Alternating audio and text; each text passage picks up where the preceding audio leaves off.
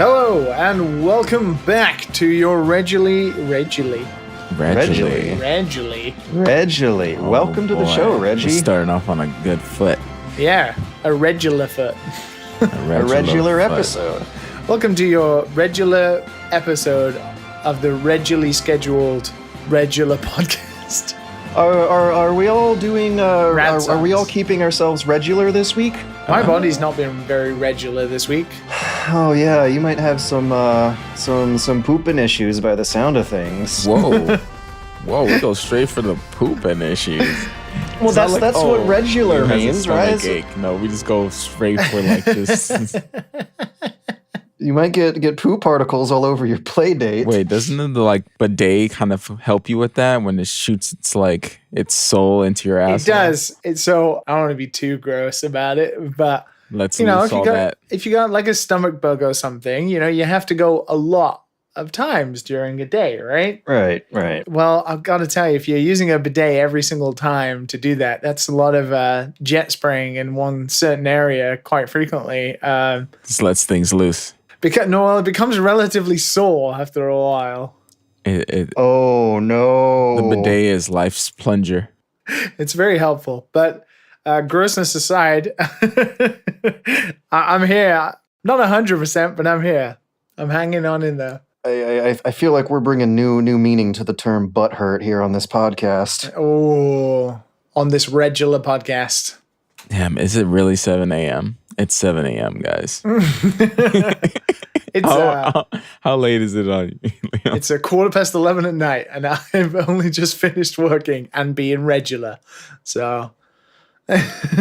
Well, what about you, George? What time is it? George, George, you tell us how you're feeling. Yeah. It's 10 a.m. over here where I'm recording, and I feel great. It's a normal time. Yeah, I feel great. Past 2 days I was waking up bright and early at 6, 7 a.m. Today I woke up at 4 a.m. for some reason. Don't know why. Maybe because your sleep schedule is fucked. My sleep schedule is fucked, but I'm really happy that I did actually get up at 6 to 7 p.m. for at least 2 prior days this week. But yeah, I feel way better than usual. There's some exciting things going on in my life, and I also think might want to thank Burnham for helping me work through some shit. I'll get into it. I need to watch that. We were having our prep talk. This might be a week where I'm like the happiest one on the podcast for just this week in particular. I'm real happy. It's just just less sleep. It's early. It's a little. You gotta give me a second to start the engine. The engine is cold right now. I know Matt has some good things going on, and NFTs, baby. Liam's in the middle of making a game, and that's its can of worms. Yeah, man, it's been a can of worms recently, but we're progressing. Yes, we're progressing. I have had an extremely lonely year that might have manifested into a case of adult ADHD and depression where there was none before. But you're gonna solve that. I think so. Yeah. I have some very exciting stuff going on. A friend of mine is about to give me a dog. Woo! And that's what you're supposed to do, right? Therapy you're dog. Supposed. Yeah. Right. I'm about to get a therapy dog. A good old friend of mine who moved out of town a few years ago is moving back in, so I'll have more people to hang around with in the city. And since all that stuff is happening a few hours after recording, I'm at that stage of excitement where you're gearing up for it and getting the butterflies, Yeah, next week is going to be the true podcast. It's going to be Dad and Sons and Dog and Sons. I wonder about that. Is the dog gonna barking in the background? Gonna bark? Yeah. They haven't warned me how loud the dog is, but at least it's better than nothing. Well, does that mean officially one of us has become a dad? Does that mean George is the dad? Oh, he's a dog dad? My God, Liam! Whoa, you just blew my mind. Holy shit! George is the first one. George is the first one. I haven't had a pet in years. We always knew he wasn't going to have a child. He was going to have some sort of animal kin. Oh, thanks for that prediction, Liam. That makes me feel... Yeah, all of the upward spiral I might be getting back into is real support, feeling real supported here. Oh, you gotta say what type of dog. It's a Beagle Dachshund mix. There you go. And there will be photos in a few hours, but I'm really hoping that they have more Dachshund in them than Beagle, because a Beagle should not live in my tiny apartment. How you say it's housebroken? So do you have a cage, or it's sleeping with you, or what is your type of dog? I will find out soon. They said that they're going to give me some of the equipment that they already have lying around for their own dog. Oh, okay.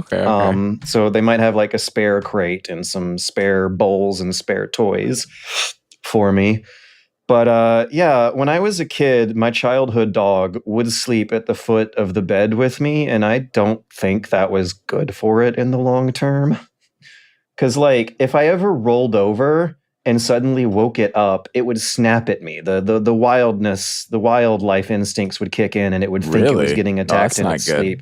Yeah, this beagle would get really pissy if you screwed around with it while it was eating or sleeping. Oh, that's a training problem. Yeah. I never really unlearned some of those things. And beagles are high energy dogs that are like supposed to be outside dogs. That's why you don't feed a dog unless you let them do tricks. You let them wait to eat. Oh no! You are the master. My dog, he knew how to sit and wait and stop, but he just would get real pissy if anyone was in like a 3-foot radius while he was eating. He would think he was fighting the pack for scraps at that point. You're gonna train this one. In the dog's fairness, I also hate to be bothered while eating and sleeping. Oh my God! But you're not a dog, Liam. You're living under my roof. You gonna go on my roof? Your roof. My roof. Oh, come on. Now that's a dad joke. That's a dad joke if we have ever made one on this podcast. We have transcended. You are officially a dog dad. Therefore, Dad and Sons is legit. Yo, I'm a plant dad. I think You're my plant dad? is still living. Oh yeah? It's been a couple months. I barely water it, but I got it for that reason. Well, based on how last week's conversation goes and how the laws in California have recently changed, what kind of plant, Matt? It's a snake plant. It thrives on neglect. Less exciting than I thought. Yeah. Wait, it thrives on neglect. Did you say? Oh, yeah, nice. Yeah. I thought I misheard that. I was like, wait, what? It could be in the dark. You don't have to feed it very much. You know, I wish we could be like that. You could talk to it. You talk to it when you need it. You know, it's always there for you. You know, one of its leaves might be getting brown, but it's okay. It still has like 5 more. Natural. Yeah, a new leaf will come in and replace. It's like your toenails. You know, you don't keep the same toenails your whole life. Yeah. You just cut it, let it grow out. Yeah. I mean, if you're ever tired of a finger, just cut it. Another one will grow back. Don't do that, kids. Hopefully, kids. I wish you could though.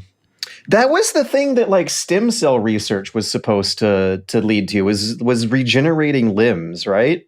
So if you like screwed up one of your fingers, before George Bush and the Republicans in the White House banned stem cell research, we could have been regenerating limbs by now. I highly doubt. Ban it? I highly doubt I explained that correctly. It was a controversy from like 15 years ago. It's like, did it really ban research? Is that a thing that happens? Yeah. Oh my God.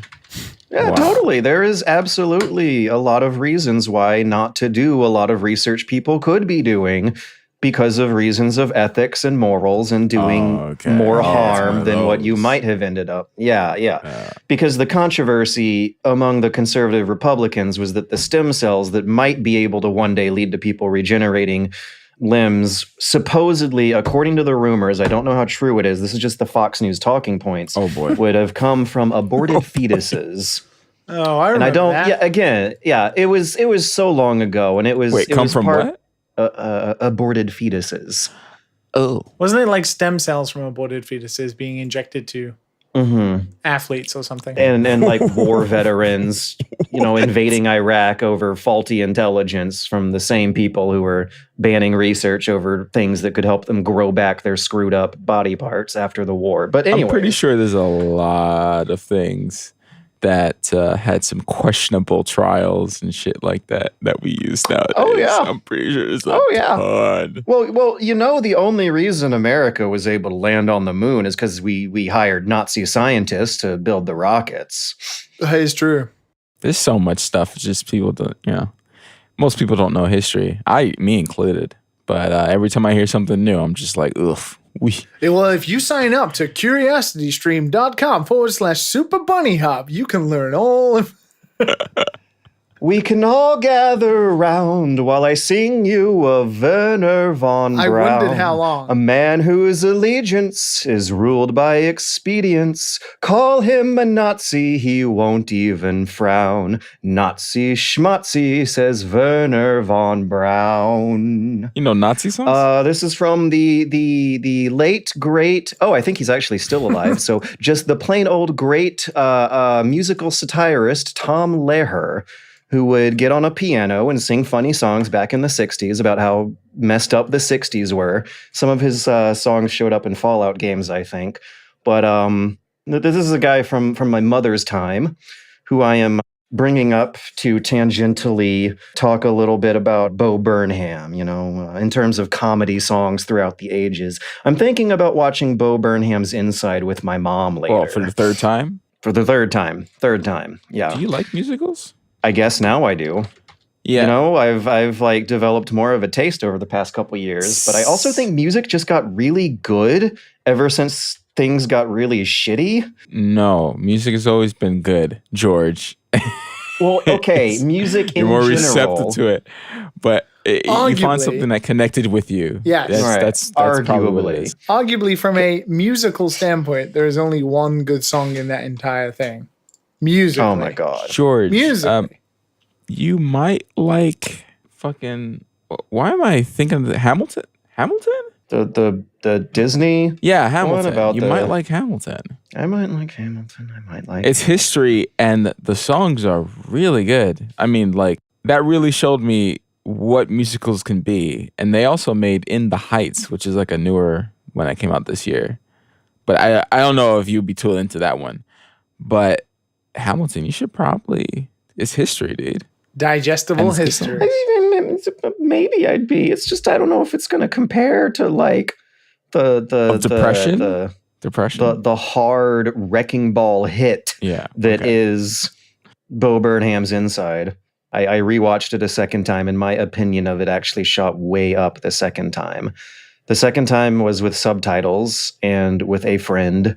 I was able to pay more attention to the wordplay and also react to someone else's mutual reactions to figure out what was resonating with some sort of audience and hitting the other person on the couch with me. But yeah, I cried. I can like count on maybe one finger or one hand the amount of times I have cried as an adult. And on the second viewing of Bo Burnham's Inside, I cried midway through the Funny Feeling song about experiencing cognitive dissonance as a millennial in the era of late capitalism and watching the world go to shit while also trying its hardest to stay normal. That whole like production, both times I saw it, was such a harsh wake-up call. The first time I watched it, the thing that got me was him making suicide jokes and then suddenly harshly cutting to him being like, oh my God, did I just make a suicide joke? The thing that got me this time was that I was watching it with a friend. And for those, I am aware that some people listening to this podcast have been able to deduce some details of my personal life that I have not divulged here regardless. But maybe one of the things I'm learning here is that maybe I should be more vocal about my problems because the internet can weirdly be a social support structure as well. I have an extremely shitty social life, and the person I was watching Bo Burnham's Inside with the second time through was an ex. And there's a scene in the first half of this where it shows him recording a song on a keyboard with his laptop, and he switches from happy musical Bo Burnham comedy voice to fucking shit, the stupid piece of shit isn't working, like viciously cursing at the equipment. And then all of a sudden switching back to happy performer mode and like that stung to be seeing in front of her because she overheard some of those moments in like my own creative process in the other room. And for some reason, I don't remember my temper and my attention span being that bad when there were roommates in the house. But when there was like a partner in the house, an intimate relationship in the house, and I felt a little bit more of those boundaries of inhibitions and etiquette break down, and a little bit more of the raw emotion come out, there would be those moments where she would be sitting in the other room and like I would just start yelling at the computer because my editing program was crashing, or I lost a couple hours of work, and like the anger, I'm sure it sounded worse through other people's ears than it did my own, and that was the kind of sensation I got from seeing that moment happen. I mean, you realized it, and that's kind of like the first step for a lot of things.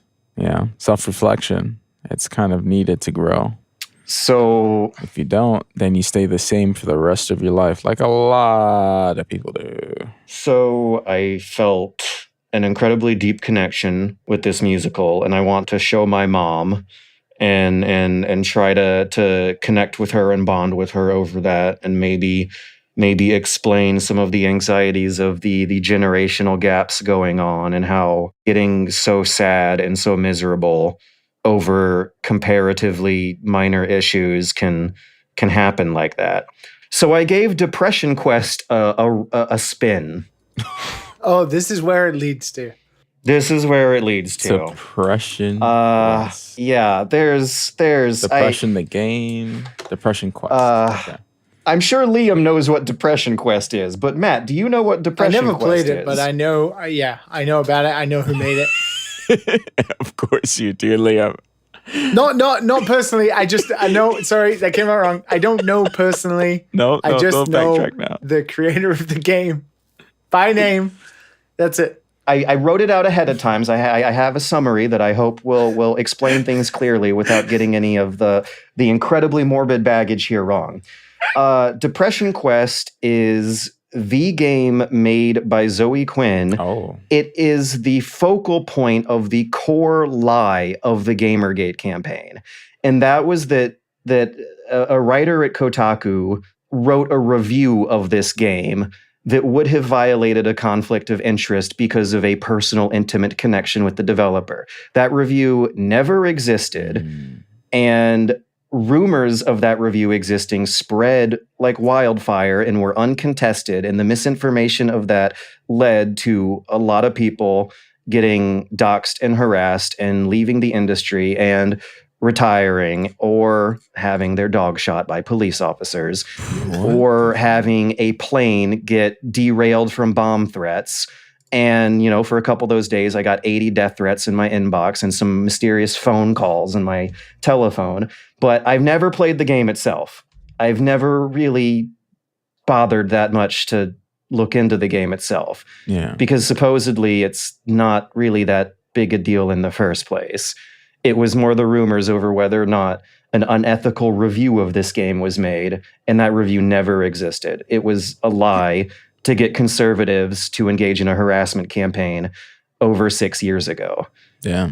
But it was so bad that I guess it finally took that long to be able to candidly talk about it on the podcast. The incredibly disastrous, catastrophic events of the past 2 years, I want to say, have drastically recontextualized the problems of video games to the point where it seems like such a small fry in comparison to things like the coronavirus pandemic and the Capitol insurrection.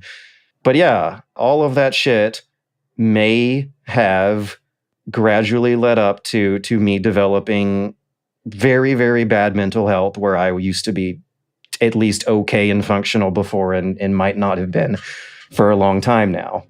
And so I played this game to see if I would feel some sort of connection to it as deeply as I did with Bo Burnham's stuff. And on another level, the Matt Fury, Pepe the Frog, Feels Bad Man stuff. Feels Good Man, but my brain instantly wants to call it Feels Bad Man. And I don't know how I feel about Depression Quest. It seems like it was playing things very safe and coming from a place where it's making a lot of assumptions about the social resources people with depression might have.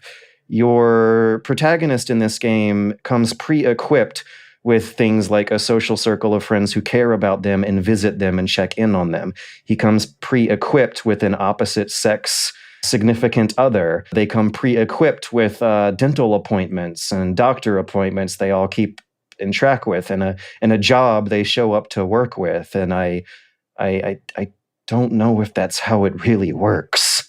So I finally took a look at that, and it seemed like such a milquetoast, inoffensive thing that I was more shocked that this is what was at the center of Gamergate than I really was at the rather lightweight hit that it gave me in comparison to some other stuff made in recent years. That it was in a smaller way, it was fairly eye-opening to realize what a bunch of nothing it's been. That whole fiasco was over this whole time. 2013. Yeah. Back in the days, man. The harassment campaign was late 2014, so this thing had already existed for a year. It was a scapegoat. It was more of a symbol than it was an actual big deal of a product being sold for money on a marketplace that influenced other things as the history would go on later. It feels like quite the relic nowadays. There was a little resurgence of text-based adventure games around those years, thanks to Twine, but Twine really fizzled out since then, didn't it? And I think everyone's awareness of mental health and depression issues have also reached a critical mass to the point where I haven't heard about a lot of people discovering issues about themselves going back to this one in particular. I totally understand the uncomfortable silence here. No, I just don't know what the game's like. I'm looking at the pictures and I'm just like, well, because it's text. What? It does not screenshot well. It's all text. Okay, so there's this video of this woman sleeping or man sleeping is. It's about spending all day in bed because starving yourself sounds like an easier way to solve the problems than actually doing work. Oh, just like that. It's like that game everyone likes, that pixel game. Oh, okay. Mori? I mean, yeah. Do you have any idea how little that narrows it down? Yeah, exactly. It's funny how you got it instantly, though. The game it's got a character in it. It's got pixels. It's about mental health issues. The music's sad. People love that. It's one of those games where people love it. And I'm just like, I can't get through. After 5 hours, I'm just like, all right, I'm done.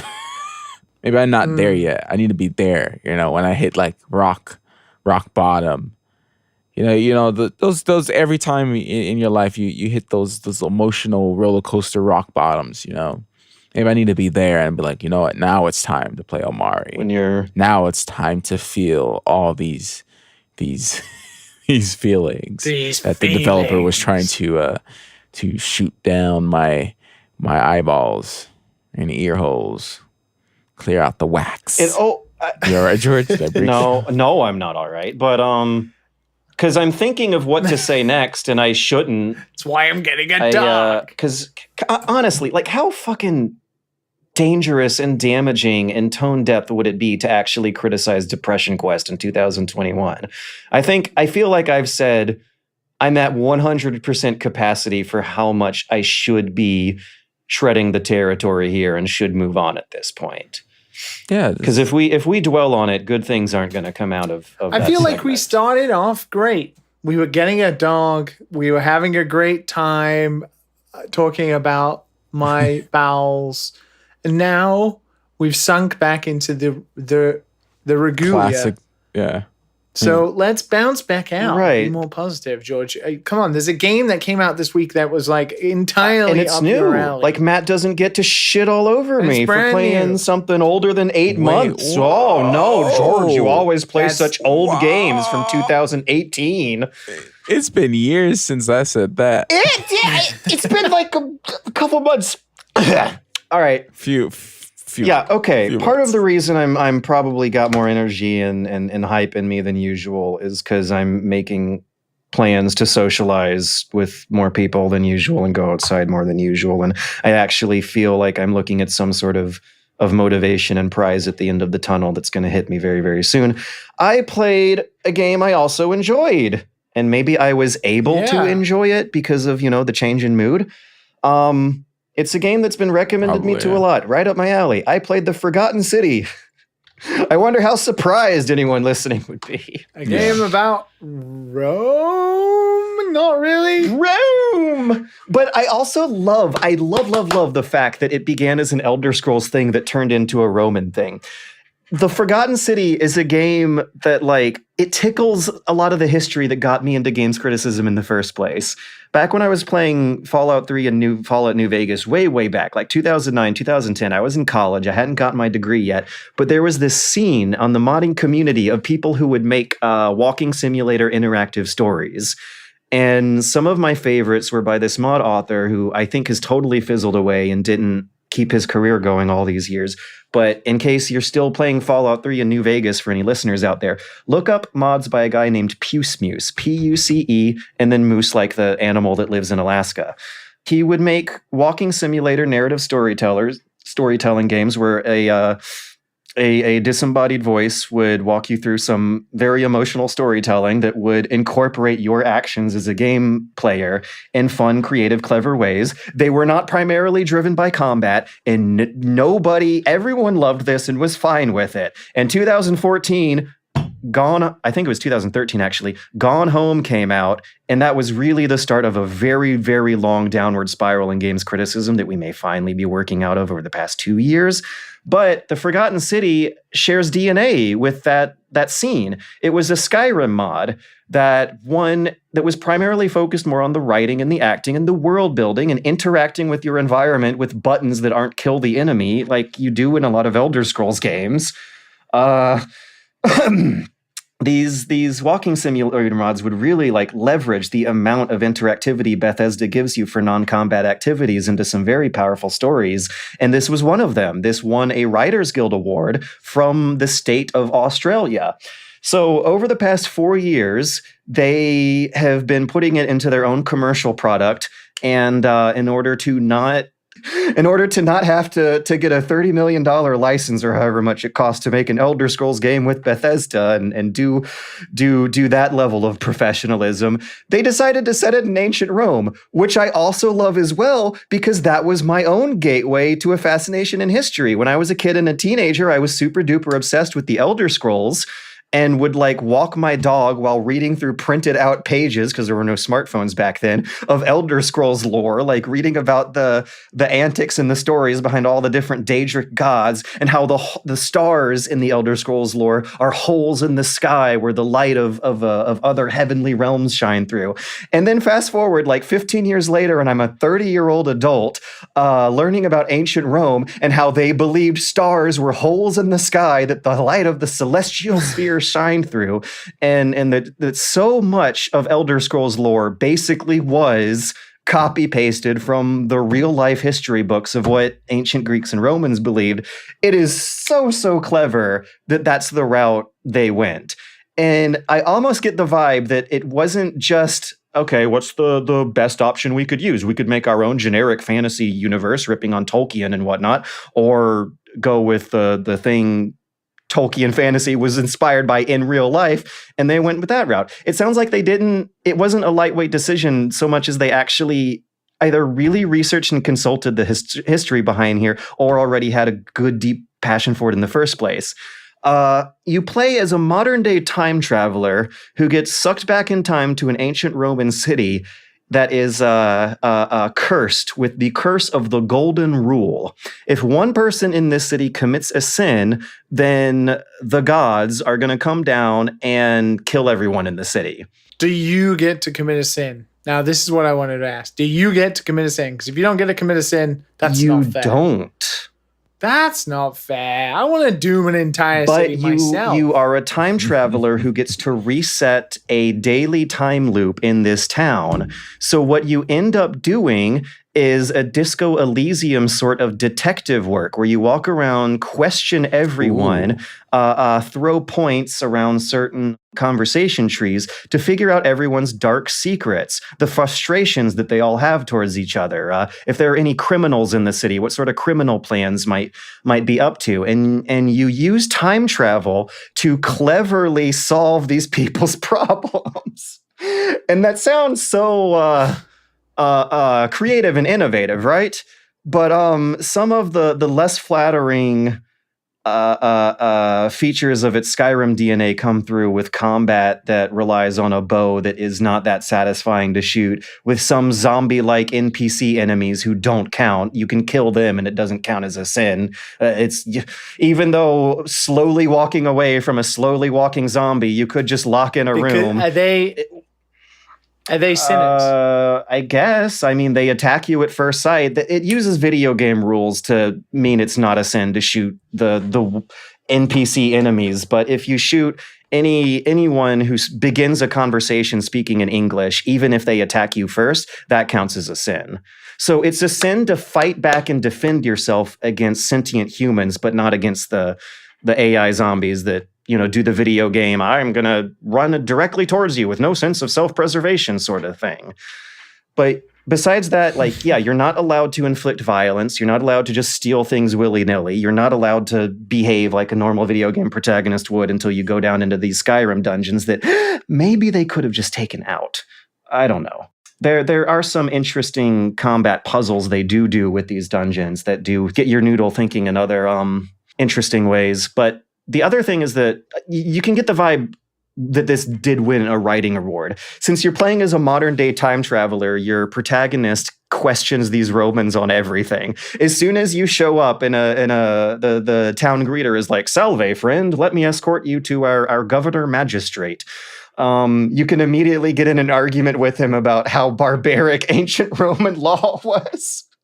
Like, the conversation trees are like, wait, don't you guys practice slavery? Wait, don't you guys give women less rights? Wait, don't you guys depend on a war economy of never-ending wars? To which he responds like, of course, we give our prisoners of war life in exchange for their labor. Of course, our women are entitled to a lifetime of protection from their fathers and husbands. Of course, we have pacified warring tribes from Gaul to Galilee. The Roman Empire is the most civilizing, advanced force in the world. And your character just responds with like, okay, yeah, sure, buddy.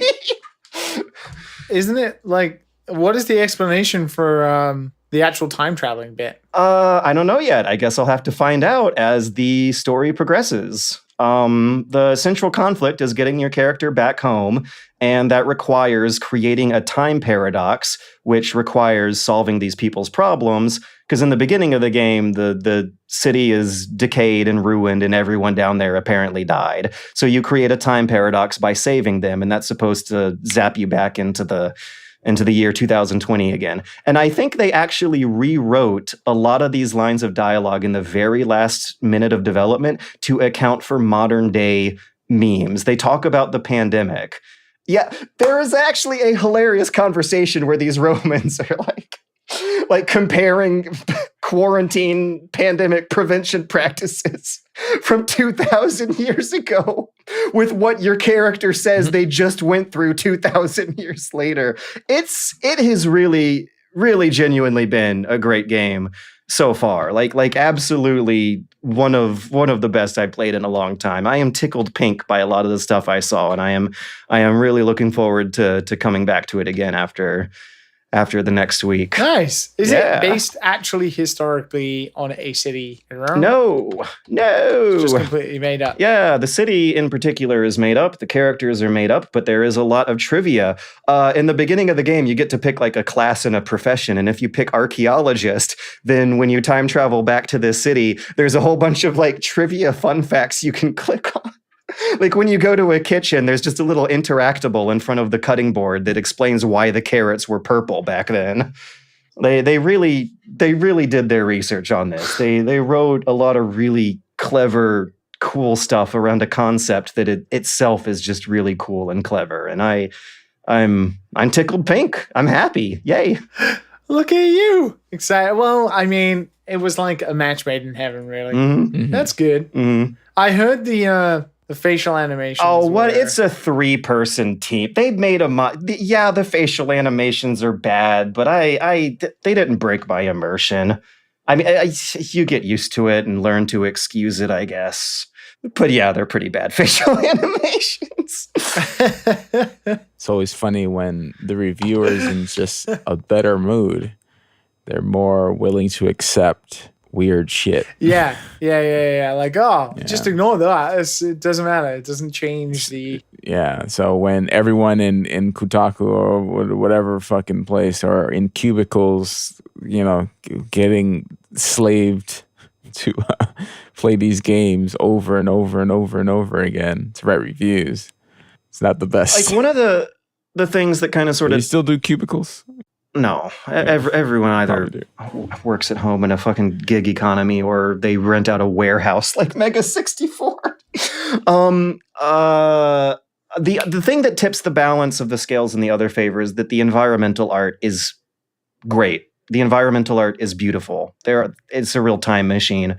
It looks like you're walking around the sets of the HBO Rome show. Incredibly detailed interiors, beautiful columns of ebony. The interiors. It's like romanticizing. Just wait until you look up the etymology of that word and where it comes from, and I'm sure there's dark, violent history behind it. But yeah, it's a gorgeous looking game until the camera Skyrim zooms on someone's face and they start talking. Up until then, though, you're looking at like gorgeous gardens, a gilded white temple town with lines of gold and bronze all over the building. They have like dirty graffiti placed everywhere. One of the characters is gay, and there's a whole bunch of like graffiti in front of their blacksmith shop, and he's blaming it on the degenerate, blasphemous Christian cultists. It's a good time. Are you gonna go back and play the Skyrim mod and see how it compares? But I am curious to watch some videos on it and see how it compares. Because one thing they really would have had to do is a lot of rewriting to account for the different universe. So I'm wondering how much of a direct translation they made. Yeah, I don't need to play it to find that out, but I am awfully curious to see how much of a direct translation of the original mod script they did to convert the lore from Elder Scrolls lore to Roman Empire lore. Just word for word changed. Yeah, Dagoth turns into Mars. Dragon changes to Caesar. God, we must slay Caesar. I am less on top of my Elder Scrolls lore as I used to be. But who's the like sexy hot, the god of sexy hot chicks, the Aphrodite version? I'm sure. Even as a kid, I noticed that god in Elder Scrolls was copy pasted over from every horny teenage boy's favorite Greek goddess. That is, was it Azura? No, Azura's more of a like Athena, Eternal Mephala, Hercene, Bothia. Well, but yeah, Elder Scrolls lore and real life Roman Empire lore. It feels like graduating. I have forgotten one as I've steadily learned the other. Well, boys, what have you been? I've watched a ton of movies. Ooh. And I've played a game. Debella was who I was thinking. Anyway, sorry, continue. Debella. She's the Elder Scrolls version of Aphrodite, the goddess of sexy hot chicks. I've watched The Shape of Water, In the Heights, Boss Level, Chef, Once Upon a Time in Hollywood, Back to the Future. You've never seen Back to the Future? I have, but that's when I was like young, man. That's when I was like in elementary school. I think that's when I saw that. I saw them for the first time. That's when it came out. In college, and I thought it was like the perfect summer adventure, fun comedy adventure like, movie. Does it hold up? A guy I work with loves this movie, so I was like, "Oh, let me watch it again." And it's so strange watching an older movie and how things were done back in the 80s. How do you mean? Like there's still kind of like that racial weirdness there. It's just like it's like one of those things where it's just like I don't care about things being woke and shit. Like I don't care, but it's like it still kind of weirds you out just a little bit. You know, you have the black character just coming in and saying stupid shit. Like it's just like ugh. You know, everything else was. Yeah. I might need a refresher on that because, you know, as like a white guy watching it in college that costs thousands of dollars, one thing I remember in that movie is the black guy who no one thinks is going to become mayor 30 years later, but then becomes mayor 30. And I wonder, like, is that really what's offensive nowadays? No, it's not. It's not offensive. None of the stuff is offensive. No, it's not offensive. It's just like it's just that a lot of things that was done back in the days can't be done now. Like, I just thought, but it's not in good taste anymore. Yeah, how does he treat his? As well, it hasn't aged well in terms of the racial stuff. Like, it just seems weird for that to happen now. It's not like, you know how you watch a Quentin Tarantino Once Upon a Time in Hollywood. Like, he has a lot of racial stuff in it, but it kind of like. Yeah, like a lot of any of his movies. Oh, yeah. There's a movie where he says. Oh, and he seems he looks like he's having fun doing it too. Yeah. Yeah, it's Samuel Jackson like and all those people. Yeah, weirdly, you know, and it works because of the way he does it. But like back in the days, this is just like what it was, you know, in the 80s. So it was just so strange to be transported back and seeing how things were like done in movies back then. I've watched a lot of older movies, but it's like it's always a shock. How does Michael J. Fox's character treat his girlfriend? Because I do think I remember a lot of weirdness there that he's a bit of a ladies' man, aged well, especially to his own grandmother. Yeah, he's a bit of a ladies' man, and then he gets a little fresh with his mom. Like a lot of old movies. Oh yeah, his mom, not his grandmother. Grandmother is Fry, right? It's in the Futurama episode where Fry goes back. It's his grandmother. Like even if you go back and watch Empire Strikes Back, like as wholesome and family friendly as a good Star Wars movie is, there's scenes where like Han Solo will have a fierce, bitter argument with Princess Leia, and they look like they hate each other so much. And then all of a sudden he'll throw himself on top of her and force kiss her. And I'm sure in the 80s, and like romantic music will play in the background. Yeah. Somehow in the 80s, that was romantic. But as watching it in modern day, like, how would that have ever worked? That's also weird. Yeah. You hit it like the nail on the head. That's also weird. Every time I go back and watch it, it's race and how they treat women. It's just like so weird how we have like all changed in a society. Not to say what's right and wrong or anything like that. It's just like it's so interesting. Of course, like, the Roman Empire is the most advanced civilizing force in the world. I also watched A Quiet Place too, which was the first or the second one. I've watched the first one, of course, but I watched the second one recently. Oh, it's pretty good. It's pretty good. You gotta love Jim, but you know he knows how to make movies. Pretty dope. But he's turning out to be pretty decent at that, right? Yeah, he's pretty good. I mean, the first one was good. It anything I say about Jim in this one would be spoilers. But the first scene, which is pretty much free on YouTube to watch, is probably it's pretty it's pretty good. But Netflix, no chill, you know. If you like musicals in the Heights, if you have a monster fetish, oh no, and you want to see sexy time with monsters, but not in your little cartoons, The Shape of Water. So that's really what it's actually about. I mean, I thought that was a meme. I never saw it because I'm a piece of shit. It's monster porn for sure. Do you like get to see the monster's dick? No. It took you a while, They do though. talk about it. They do talk about it. They talk about the monster's dick? They talk about it, yeah. So it really is about fucking the lake monster, huh? Well, yeah, it's more... Oh, it's more romantic than that. Is it about having well. a long-term relationship with the lake monster? It's actually pretty. It actually gets pretty emotional. Like it's actually not bad. It's not just monster porn. Like it's actually It's monster romance. like just the way, because she's deaf. Ah, The emotion that she brings when she's like doing sign language and people are understanding her and repeating, like it was done really well, really well. But it's so interesting that it's literally a story about her and a monster. So why did you watch so many movies? A movie thing? I haven't watched movies in a long time, and I decided to download a bunch that I wanted to watch. Okay. And then every night roll up a big fat blunt. I have a vape. Milkshake. And right. Yeah, big fat milkshake, and then enjoy a movie.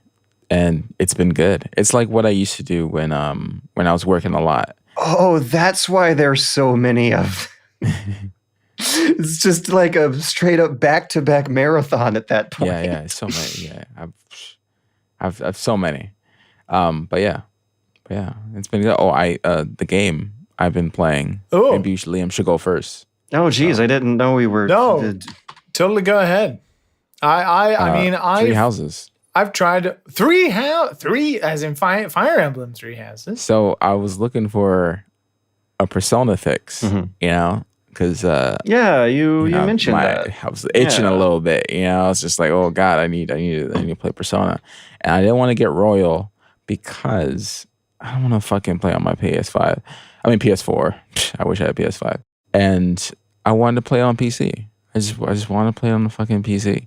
So I'm waiting to see if P5 Royal comes out September, when they have that like anniversary shit. Oh yeah, they start to have their Persona, anniversary shit. Yeah.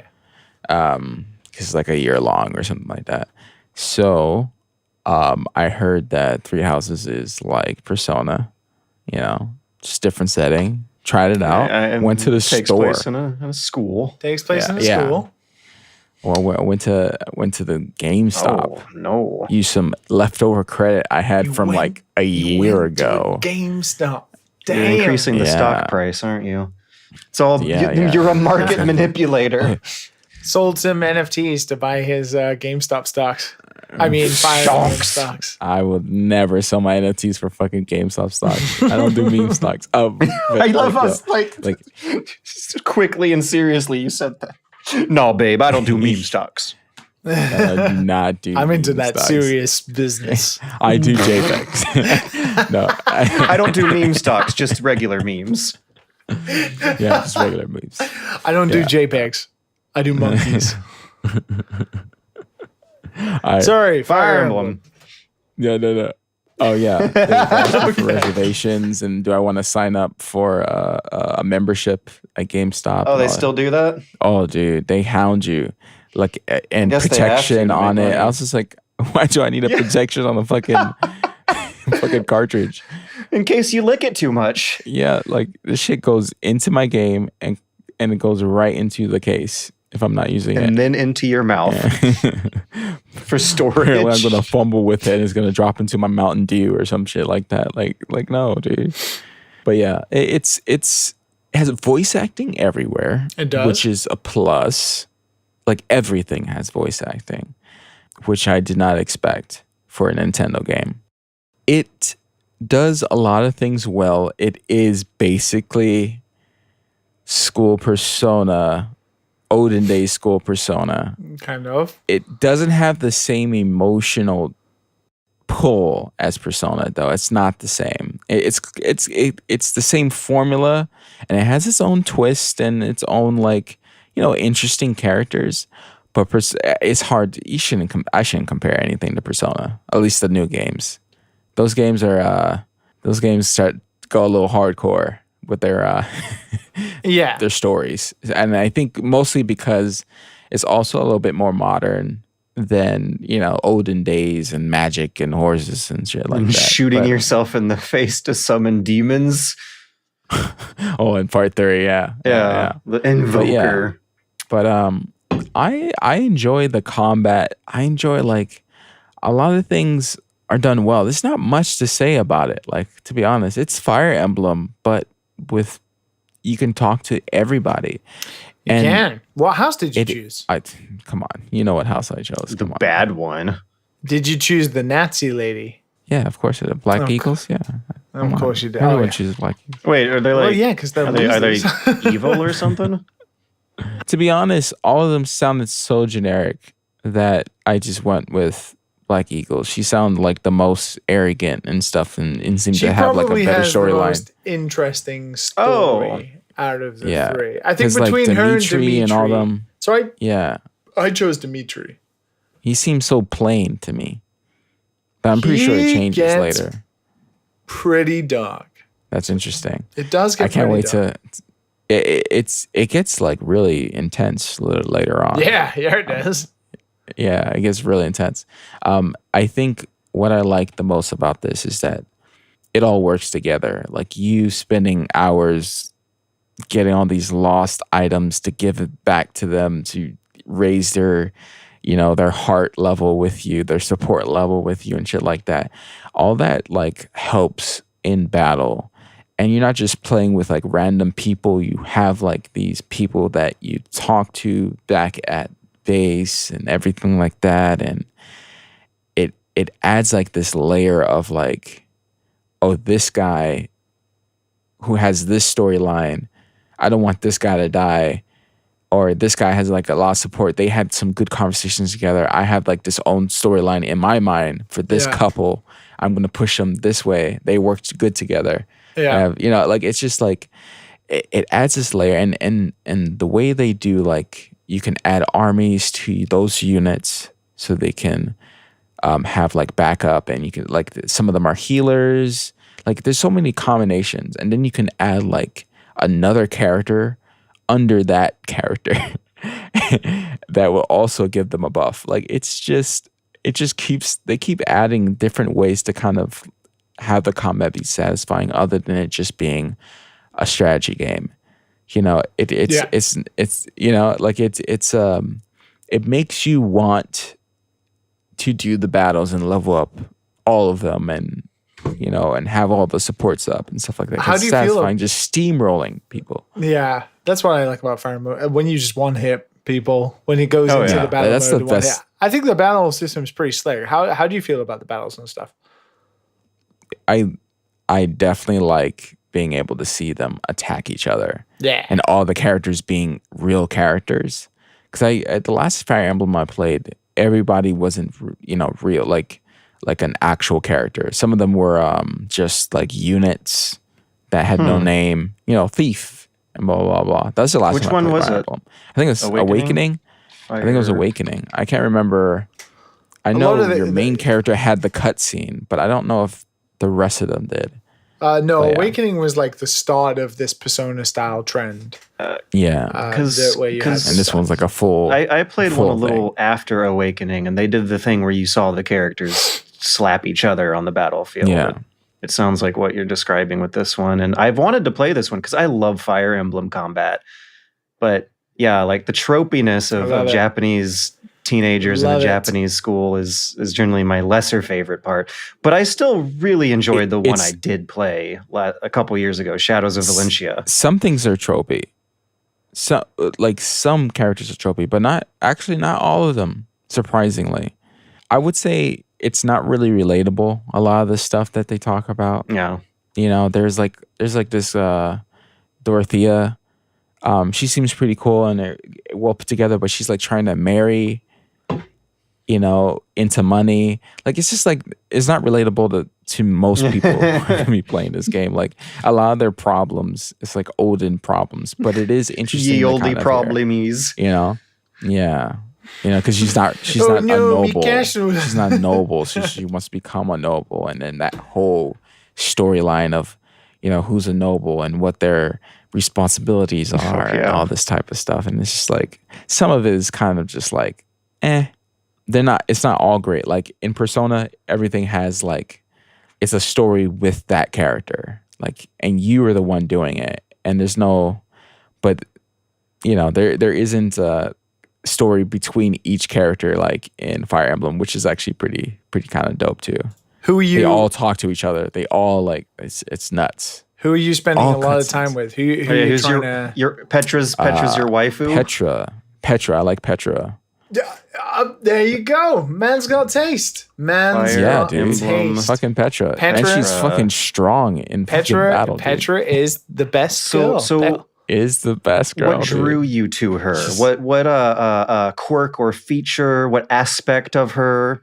She's more normal than everybody else. She's you kind of know? funny as well. She's meant to be like the foreigner who doesn't she's the foreigner. understand So maybe the ways of your so civilized you people. and her have a little bit in common, huh? Yeah, 'cause I'm kind of like a foreigner here. So, dude, East Coast people going to the West Coast, you might as well be a foreigner, dude. Like, you think completely different from these Californians. I don't know, man. You've been to Japan and back, though. That's Are we going back? we should be. Really? I mean, Soon. the Let's fucking. hope. They were supposed to open, and Austin didn't get to go back. Yeah, it's a fee fucking asshole. I wanted to ask. I wanted to ask about the most critical, important, vital feature of this game and all games in general, of course. Let's all be honest here. How much did it detract from your experience and make you absolutely positively break your immersion and dock points on your review score when you saw the lazy fucking developer quality of the fruit and Fire Emblem 3 Houses? I just want to point out what a travesty against gamers and it is to not have better quality fruit in 2000, what was it, 19 or 20? If you're playing in that tiny ass little screen of the Switch, there's no way you notice any of that. Opinion Like, this shit's invalidated. fucking tiny.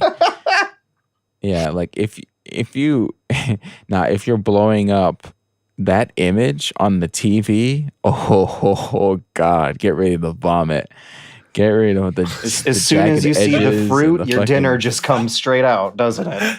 All of a sudden, it's looking like some of the empty spaces when the characters are not there look like a fucking old school VR game with these big empty halls and shit, big fucking squares. You see, textures looking flat as a motherfucker. It's not wrong. And we just want to be advocates here for the fruit. I mean, really, the fruit is the victim of all the abuses in the video game industry. Dude, like, listen, it has a hard enough time loading in people. All right, you know what I'm saying? Like, it shit stutters when it's trying to load up people because you could like just fast travel everywhere, which is great. Well, obviously, they streamline a lot of these all things. the polygons the fruit is taking up are slowing things down because they didn't optimize their fruit. Game developers, come on, what are they thinking? They did. They made it 2 pixels. Yeah, that's why it looks like they that. optimized it into the ground. yeah, dude. Yeah. Oh, it's not Mario. So how many hours in do you think you're gonna finish it? Mario. Dude, I'm not gonna lie, I did pause for the last day. I didn't play it yesterday. But I'm like 30 hours in. Damn. The thing is, you passed the time skip then? I don't think so. No, I don't think so. Okay. Yeah. I heard that was a thing, so it's not too much of a spoiler. Yeah, but, like, no, it's not. It's I think it was in the trailers. You know, there's a point where they grow up a bit. Yeah, which is actually pretty interesting. So yeah, I think I'm close though to that. So the thing is, I've done every quest, every side quest. I've done all the lost items and shit like that. I don't know why. I don't know why I'm doing this, Liam. I should just because I want that Persona feeling, and that's what I do in Persona. I get everything.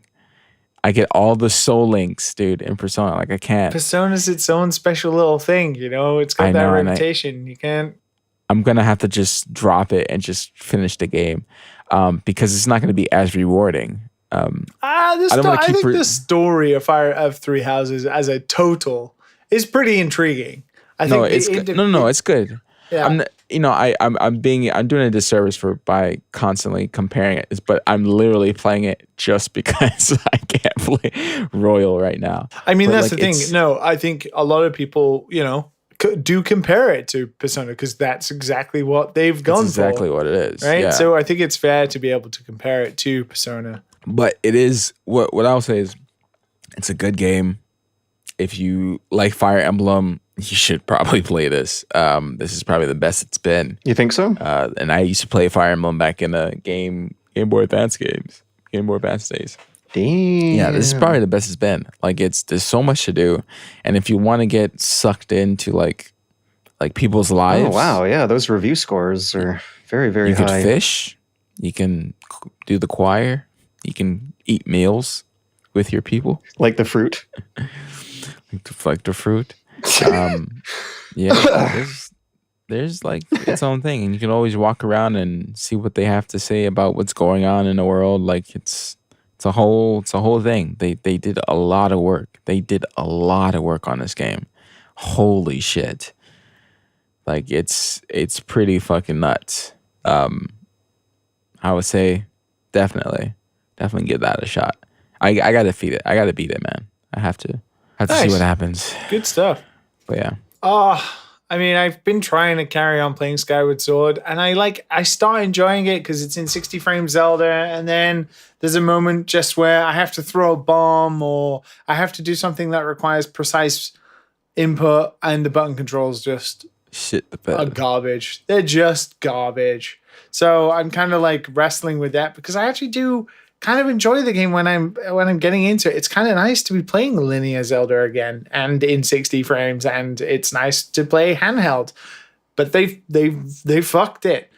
But that's fine. But I did pick up a new game that surprised me and came out of nowhere. He's playing a furry game. Oh no! No! You're playing a furry game. Whoa! The artwork is so beautiful that it took me a while to notice they were fucking furries. Don't out me. We already had my bowels in this one. Don't out me. We don't need more coming out of I'm not a Liam. furry. But I was surprised. Not that it would be a bad thing. Of course. Right. Yeah. No. I just happen to not be one. Or interested. That was the reason I picked up this. I have some Liam likes the very hair, huh? good furry friends who I don't want to offend here.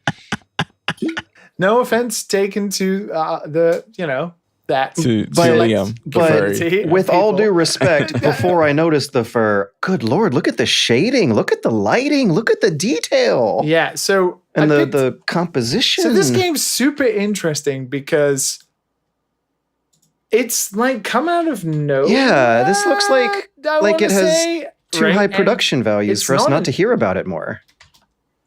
Well, it's because it's not an indie game or made by anybody in the West. It's by CyberConnect 2, which is a huge Japanese developer, right? But it's not CyberConnect 1. No, CyberConnect 2.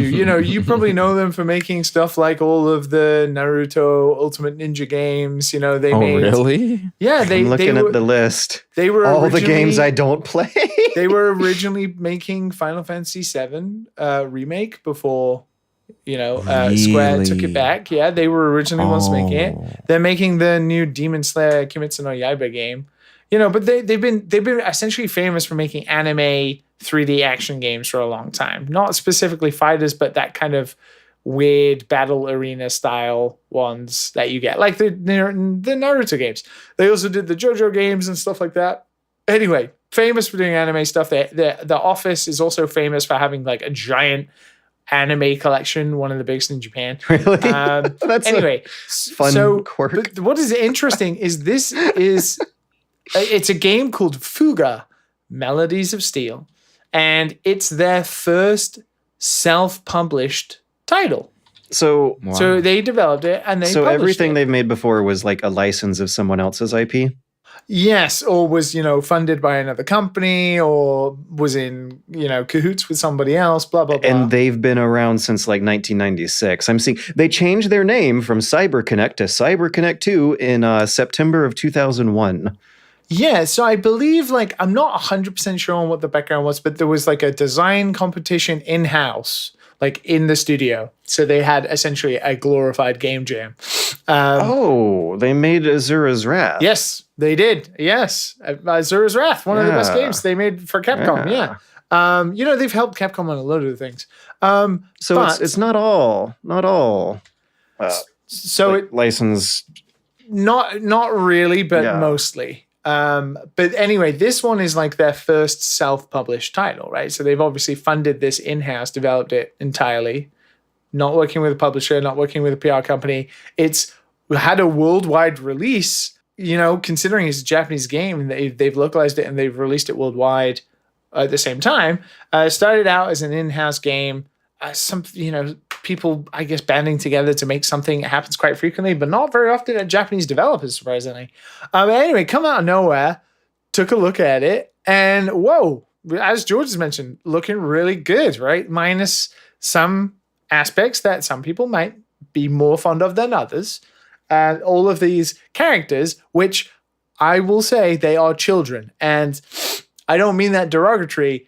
The characters in this game are supposed to be children. That is That's main what part. The description says. Yes, they are anthropomorphic dogs and cats who are children, right? And the game takes place in basically World War II. If you've ever played Valkyria Chronicles and that alternative World War era, this is the same.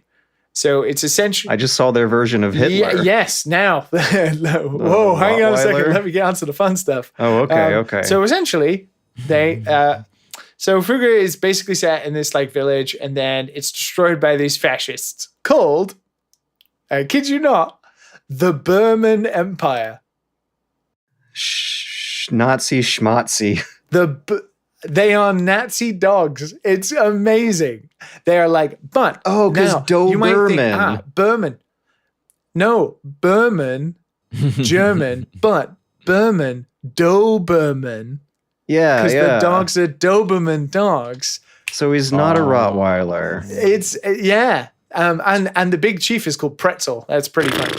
But essentially, the village gets attacked. These children, run away from the village, end up in this secret forbidden cave they're not supposed to go in, and they find a giant mecha tank called the TARDIS. I wonder where they got that kind of name from. So the TARDIS is this huge, giant, like old tank that can destroy anything. And so what happens is, and this is where the game gets really interesting because it's not really a JRPG like you're probably thinking. It is almost like a roguelike where there is a random path on each mission and the tank just moves from left to right, like on an autopilot, between each of these, and it is exactly like a roguelike map, like battle, pick up health, choose a path, battle, get AP, and it is exactly like a roguelike. If you look at any screenshot, you'll see in the top corner, like at the top of the screen, there is like a UI path, like a high-res UI path. It is all the game is this tank moving from left to right, and then you fight in these almost like turn-based battles, kind of. There's a lot of like almost Advance Wars stuff about it in terms of the actual face-offs. That like line in the middle of the... Yeah, line in the middle, enemy tanks you. But the way it works is that you have these gun slots on the tank, like these different gun turrets, and you put children on the gun turrets. Yay! It gets even better. So you put the children on the gun turrets, and Matt, if you like Persona, you have to do some social links between the characters to level them up. Classic. So you sit two kids on one gun turret, and their skills will affect that gun turret. Making it a grenade launcher or making it like a piercing rifle or something. Piercing rifle. And then enemies have weaknesses, and you try to combine those. The battle system is kind of like an ATB system, and you delay enemy attacks by hitting their weak points. Yada yada yada. It's all very interesting. Now, the TARDIS houses a super weapon called the Soul Cannon. So bearing in mind, these are children. These are children, and in the intermediate. Intermissions between these roguelike paths that you walk on, you have to go talk to all the other kids. I think there's 12 of them. And, you meet them and you do the social links and you gain these skills and you become friends with them. You grow your bonds and whatever. Now, the soul canon.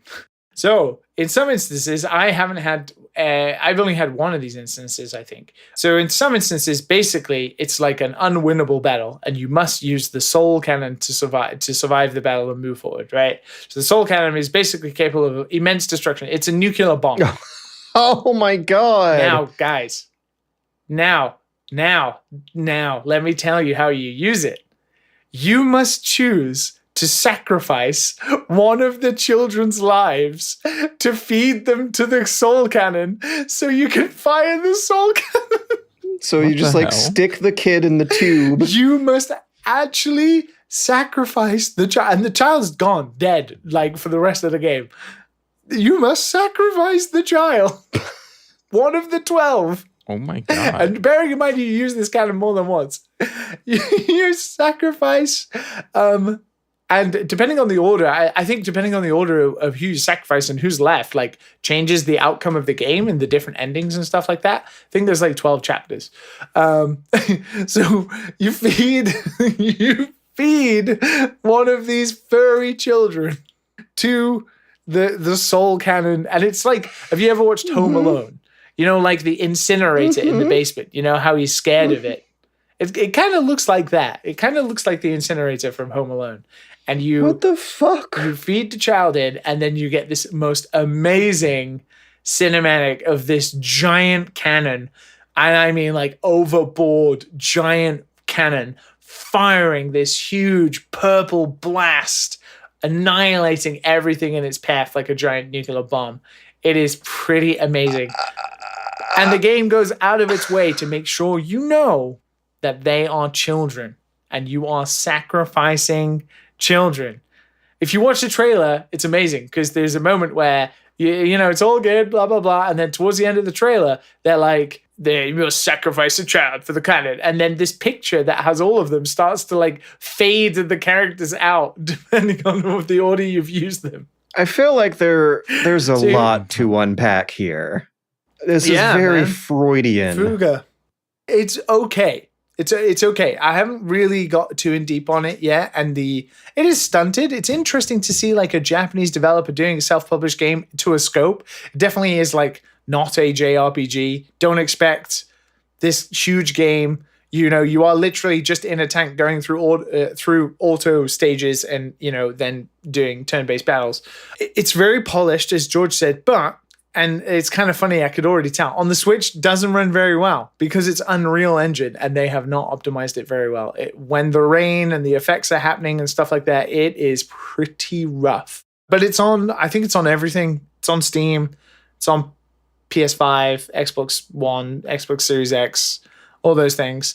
So it might run better on those. It's interesting to see them dipping their toes into Unreal Engine.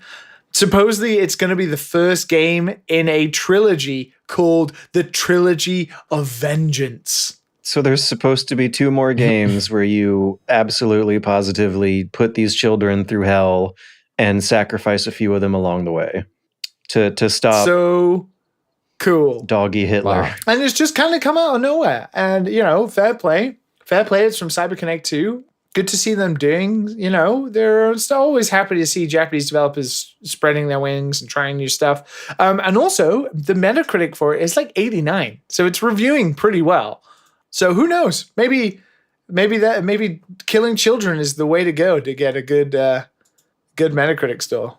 Yeah, absolutely. It is pretty good so far. And the writing is okay. It's as you'd expect. There is all of the characters, some of the characters have voices out of the 12, but it's more like, reaction stuff to text boxes. But there's one tiny, like atypical Japanese little girl character who is meant to be like your little sister kind of thing, your imoto kind of thing. And she's like, Oni-chan! And like really high-pitched, horrible voice. Boy.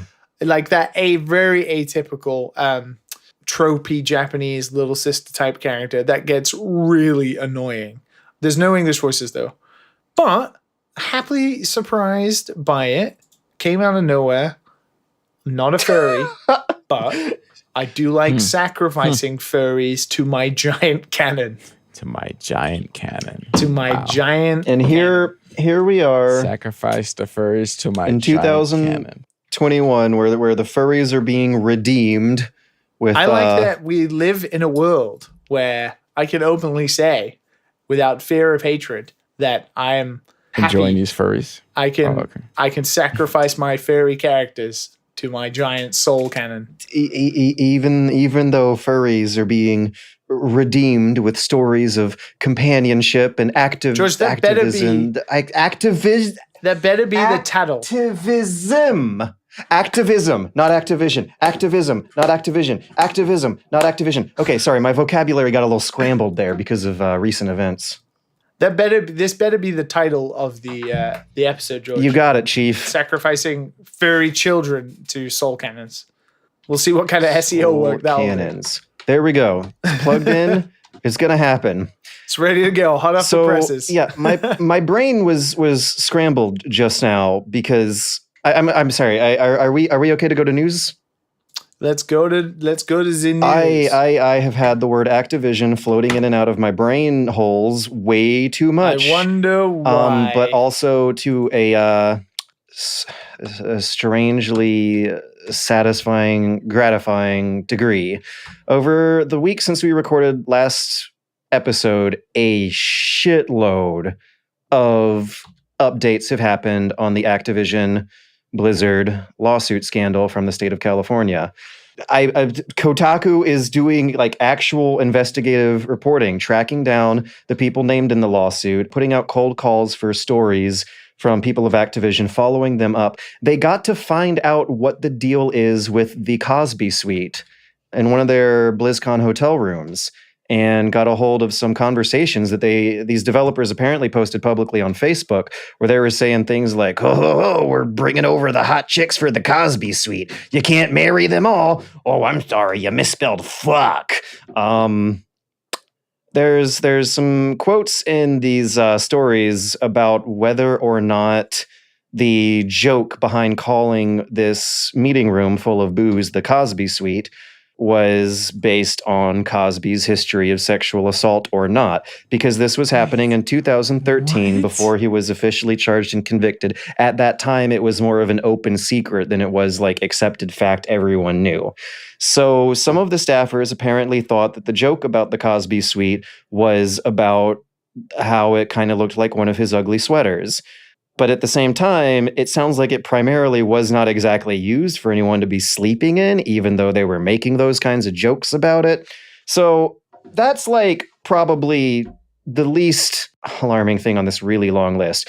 They dug up a story where in 2015, some Blizzard recruiters were telling an interested applicant some very bad sex jokes.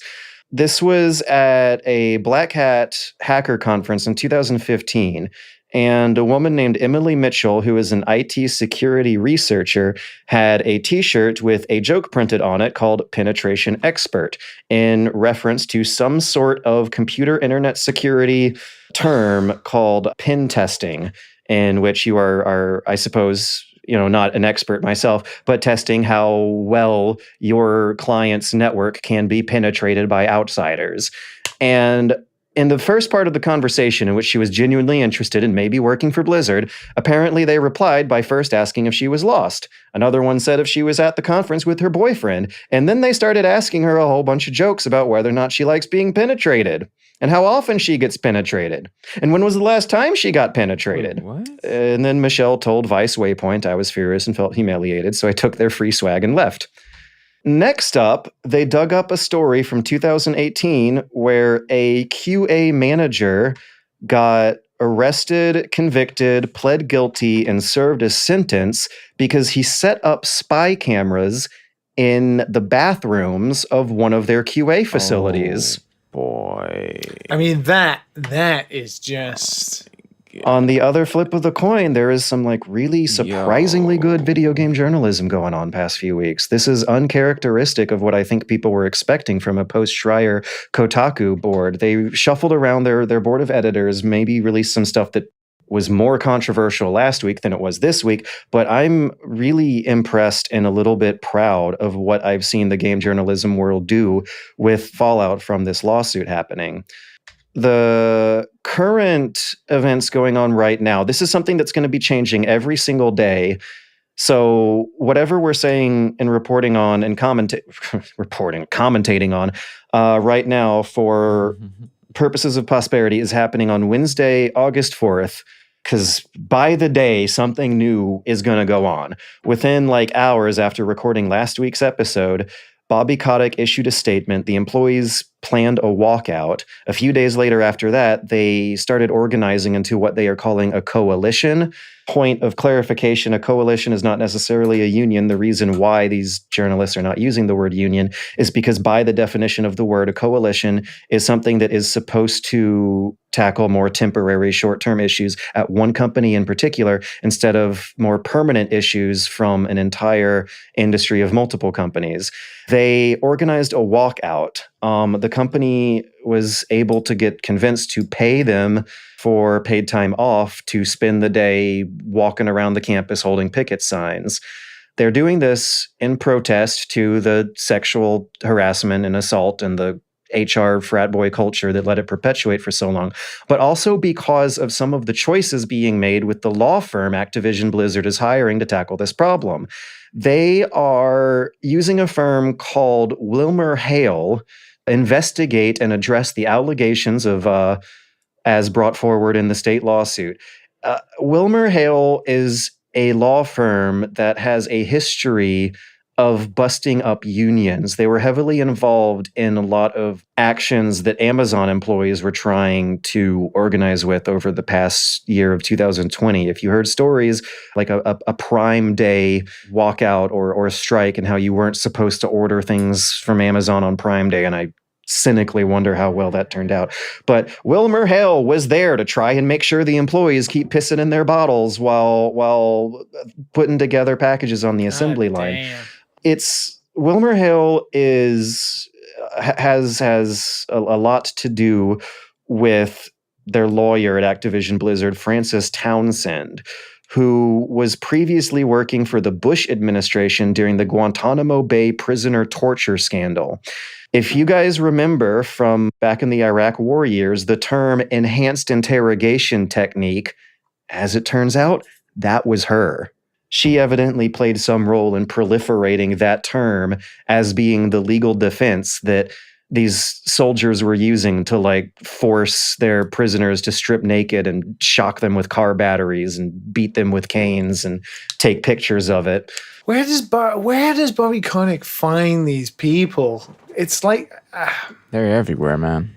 Sadly. but they're all like who's the other guy who joined Activision recently? Like Grant Dixon, the chief legal officer, is another former Bush associate. He was an advocate for some of the surveillance programs going on that Edward Snowden would reveal later and the Obama administration, and then basically be exiled to live the rest of his life in Russia. Grant Dixon, one of the people who would like establish the legal defense for the NSA to be able to spy on people's internet history, is now also a lawyer working at Activision. Chief legal officer is his title. Like, it's so incredibly bizarre to read the history behind people involved in video games here until maybe you think that the big moneymaker video game here is Call of Duty, and there are some very nasty connections with the military-industrial complex and them doing things like hiring Oliver North to promote other games. But that's actually a whole different can of worms than you know, having this company culture where people evidently get so incredibly fucked up to the point where there's troublemakers around the office installing bathroom spy cameras. There's a lot of requests among the walkouts for these people to resign. What ended up happening instead is that some other bad bosses ended up resigning. One of the bosses frequently named throughout the lawsuit was J. Allen Brack. The other one was Alex Forsabi, but he already resigned a couple years ago. But J. Allen Brack resigned between the last two podcast episodes. They're resigned under pressure, I'm sure, with a big package of millions of dollars. Somehow conveniently resigned just before the investors call. And I can't believe that like Alex resigned during the investigation too. They all knew it was coming. It feels like at this point. J. Allen Brack resigned. One of their heads of HR. Did I even put this down on the outline? Their senior vice president of HR also resigned. They are going to be replaced by I did. You did a better job. Jesse Meshek. A guy in charge of the HR department that wasn't solving anyone's problems resigned as well. The two current co-leaders of Blizzard are a 18-year-old company veteran named Jen O'Neill and a 20-year-old industry veteran who previously worked at Microsoft Xbox named Mike Ibarra. Fuck yeah, Jen O'Neill. And that might sound... She knows what the hell... She knows but bringing in the cynicism is a take from Jason Schreier, where he believes that this is actually going to be more of a power grab from Bobby Kotick to get more argumentative executives out of his way for whatever direction he wants to take Blizzard in. Well, that could also make sense. I mean, Blizzard seemed to be fairly autonomous, right, from Activision. But he has a timeline about how that independence may have steadily been fizzling away over the past 2 to 4 years. Well, it's interesting because Jen O'Neill, she was the head of Vicarious Visions, right? And they were just purchased by Activision. And they're the people who made like the Tony Hawk remake and the Crash Bandicoot one. They were on the up recently. So it's amazing to see. Well. She just, her studio was just purchased, and now she's the head of Blizzard. I'm not really sure how much of a Bobby Kotick like underling she would be, but it does seem like if he's putting these people in place, then maybe very, very. But then again, like the management had to go. They had to go. Look at the failings that have happened under their guidance and their watch as, the management of the company. Absolutely. But ultimately, I mean, it's not a best case scenario, ideal solution to still have a lot of these like Bush administration torture defenders up there still, as well as like Bobby Kotick himself. Like this. How do you, surrounding yourself with these people, it's just, what do you think people's image of you is going to be? How does Bobby Kotick meet them? Like, how does that social connection start? Money. Like, he had to look them up from a phone book or something, or did they go to the same parties or something? Didn't he donate to the Conservative Party as well? I would not be surprised. Yeah, that's I think one of the other dimensions to the story people have been highlighting about how, like, if you survey the political persuasions of most of Activision's employees, it's something like 4 out of 5 on the liberal democratic side of the spectrum. And then you have this small, let's say maybe 1% of Activision at the tippy top who have the exact opposite political persuasions because they don't want to pay taxes. But fair play to the Blizzard staff members who did the walkout. Oh, yeah. There was huge numbers as well, and lots of support across game dev Twitter and just game dev in general. I felt like one of the sickos in the window watching this, just like gritting my teeth and being like, yes, because they are growing some teeth here with these walkouts in the coalition, and I am wondering if this might be the final straw.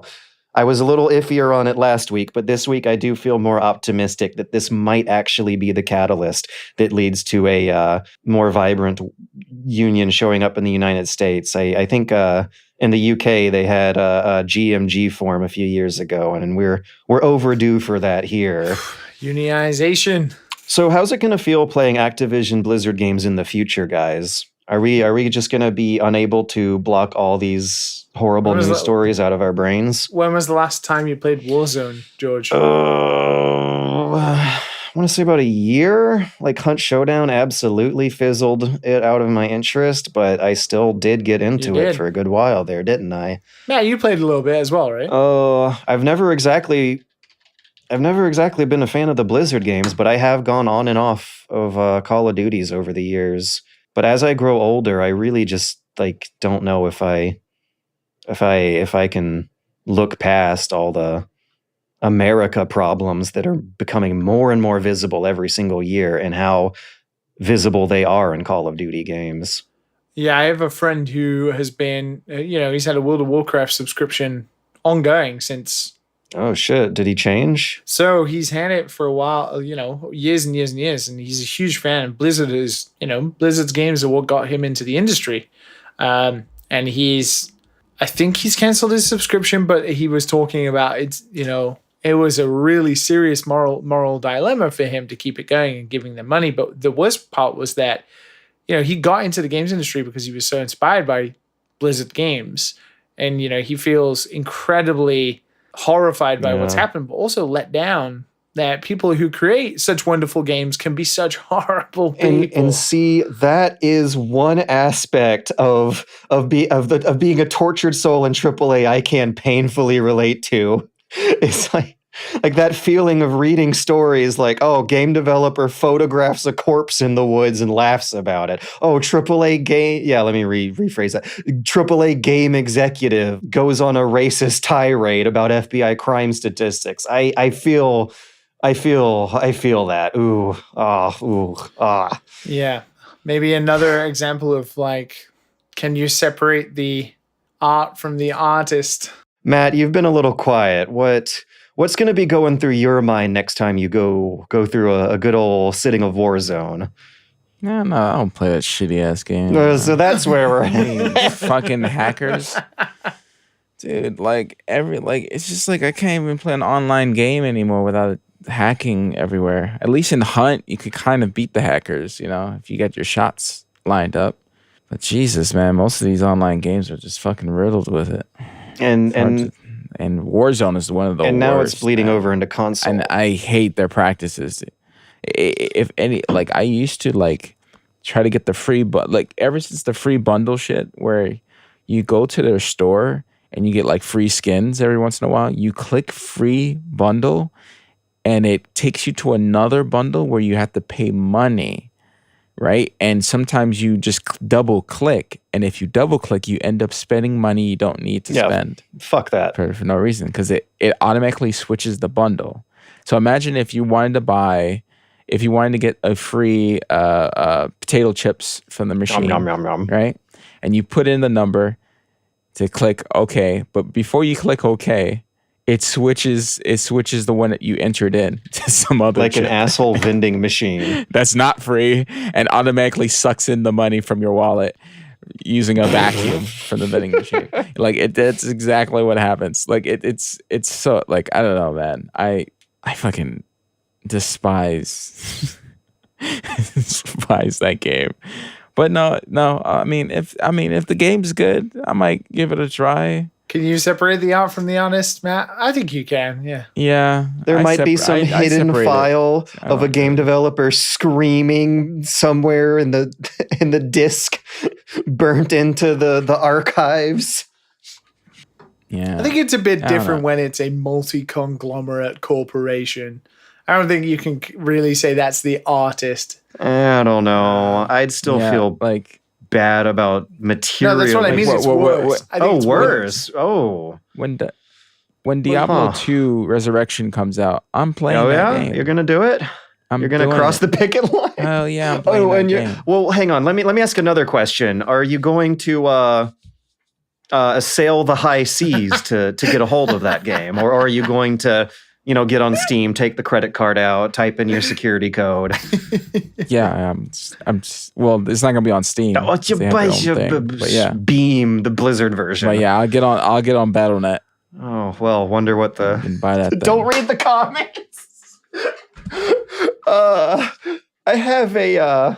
Yeah. The same people leaving stupid ass fucking comments on this video. Talking about why would you buy this game? Before we go down that road. The same.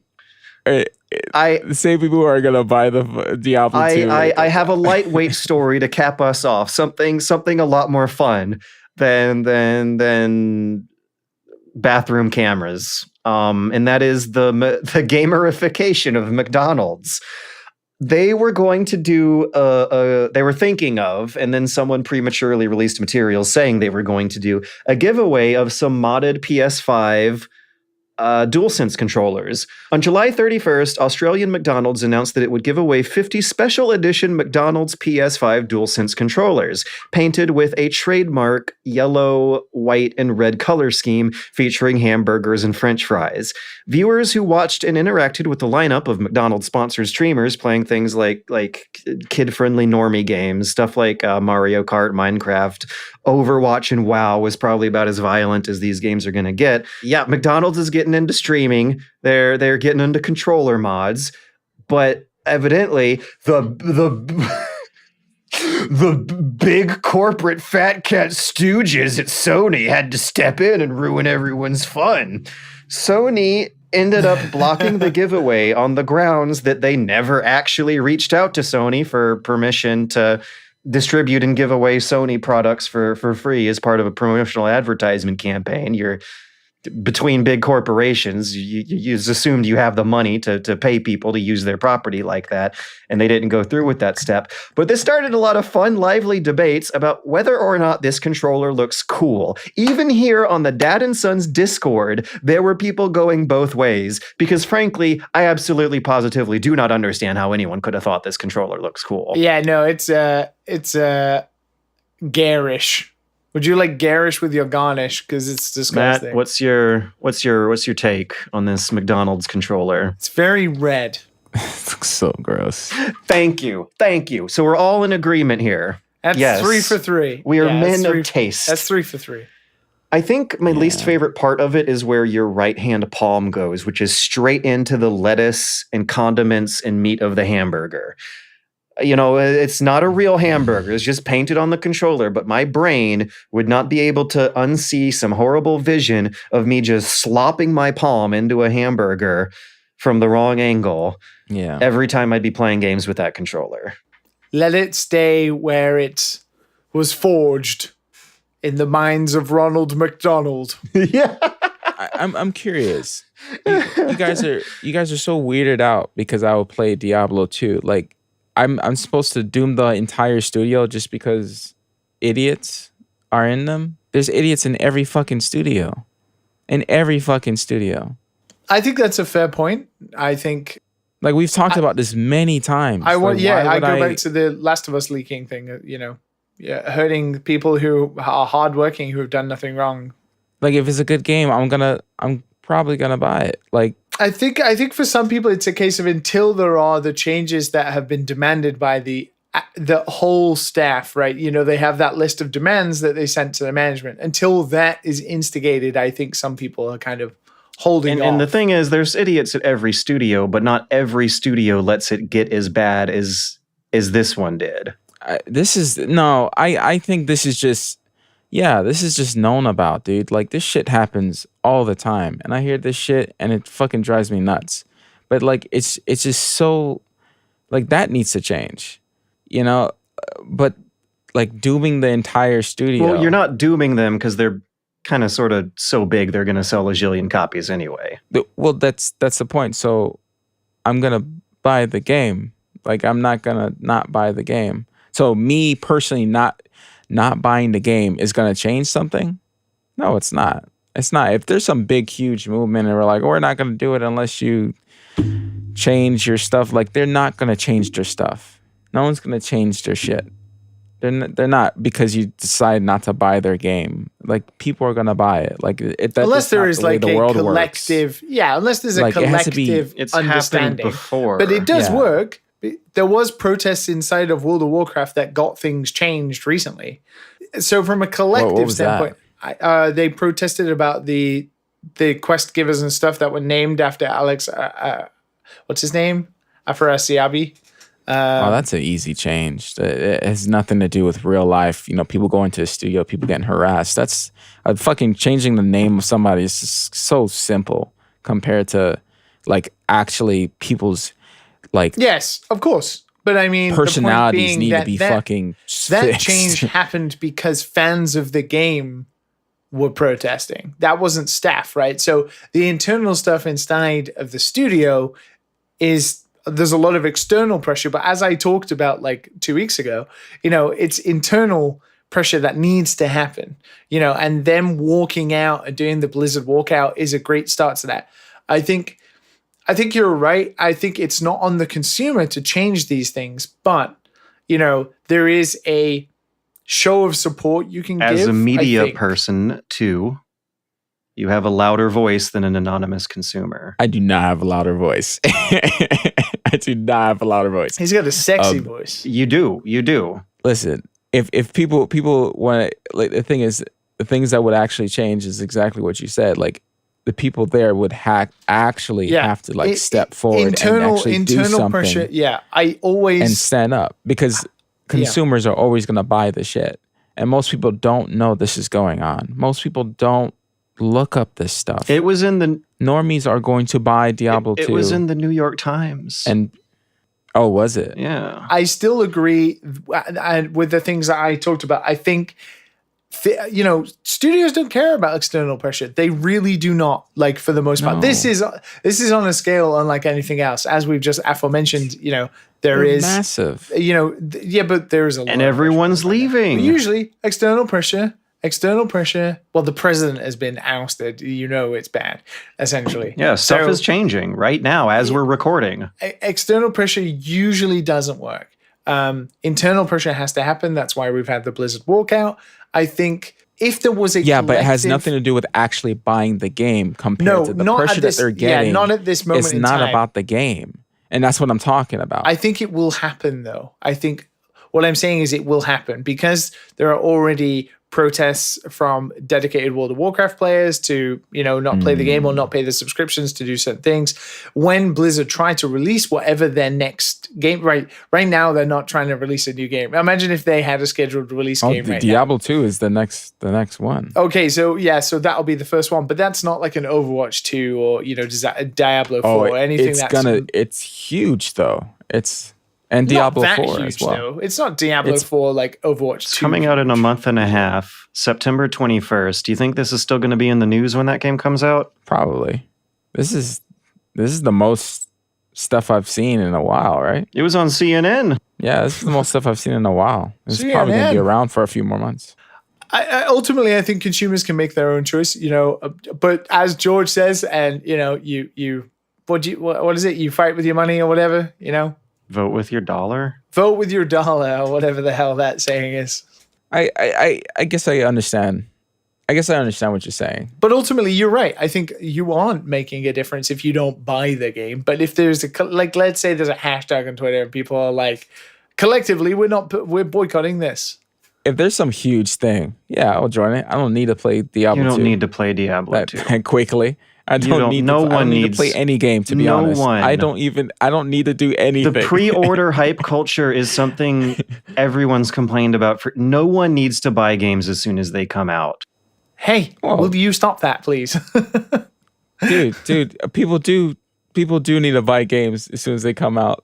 If I made a game, I would want people to buy my game. Yeah, but they don't need to. I would. Nobody needs to buy movie tickets. But box office weekends are big deals. I would want someone to go watch my movie day one and make it an event. But no one needs to. Yeah, I would want someone to do that. Like, you're thinking because this doesn't affect you, and that type of thinking, that lack of empathy. So I have a lack of empathy. Not good, bro. and I'm saying that with me saying that I was going to buy Diablo 2. So, that's the other side to it. For not wanting to buy expensive things on day one on launch when they're like kind of sort of at their worst conditions. No, like, we've been through this. No one's life expectancy is going to go down if they wait a few weeks or months to play something after it comes out. Yeah, no consumer, but because, and we, timeless dad and son's argument. Please. From a development standpoint, of course, that is very different. It's a very different point of view.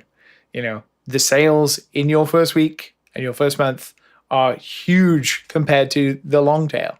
But that is beside the point about purchasing things from studios that are millions and billions of dollars of cash flow, right? Point is, Activision right now, especially Activision under Bobby Kotick, is arguably in disarray and needs dire change. And that change will come both internally and with external pressure. And already, a lot of stuff has already happened, including the president, J. Allen Brack, being removed or retired or whatever. Resigned. Whatever the truth, it resigned. And then I imagine Fran Townsend is going to be gone soon, considering she's blocking her own employees off of Twitter, and her Twitter account has been nuked as we speak in the last hour. So by the time you're probably listening to this, she will also have been gone. Of course, this doesn't change that Bobby Kotick still runs it. There are new people. They might. The important thing is that the demands that the Blizzard staff have demanded, that they have all kind of consciously agreed will make a better workplace. If those demands are not met, then this will be an ongoing thing, minus the lawsuit, because you can change internal, but you can suffer the consequences. So it'll be interesting to see just how much they move towards changing the internal structure right now. And it might be a case where people have boycott their games, right? Boycott their releases to try and put that external pressure on them to help the, devs get better things. But right now, of course, that's not happening. And it's up to the consumer still to do what they want. As Matt says, there is another side to it where there are people who have suffered through it, who are still working there, who make these games because they want people to play it. And the best thing, like in my situation when I worked at Rockstar, is I wanted people to play those games, right? Even though every day was misery. It did get to a point where I didn't like Rockstar at all, that I wanted their games to kind of fail. Sometimes you get that feeling too, but that's not everybody. So I think there is kind of a weird balance you have to strike between supporting people who make great games. If I worked for Blizzard, right? What if I got a job at Blizzard, right? I was a video editor. They were hiring video editors a few months ago, and I worked for there. And my crew, the people I talked to, none of this stuff happens. There's no way this shit will happen in front of me at this point in my life. I'm too old for that shit to watch like straight up just nasty behavior. Then I start hearing this stuff. What if, like, I don't know, this will directly affect me, whatever game it is. And it will be pay cuts and stuff like that if everything goes. Like, what happens then? Do I gladly take that pay cut and be like, yeah, this company needs to go down? Do I just quit and go to a different job? Like, what is your guys' opinion on someone who is there? Like, would you want someone to buy and still play that game? Or if that result affected that employee, like maybe it's not video editing, maybe it's whatever. I'm assuming not every team is filled with white dudes who do stupid shit. Like, it's just, I'm assuming. I've met a couple of Blizzard employees. They seem okay, but like, I don't know them. I never agree that people should lose their jobs for the, even like, if a company... do people quit? Like, is this another thing where like police officers, they ask police officers to quit? Right? Remember with the BLM stuff? They're like, oh yeah, police officers should quit, blah, blah, this is terrible, That's very, and that's very different. This is people making it's video really games. Widespread.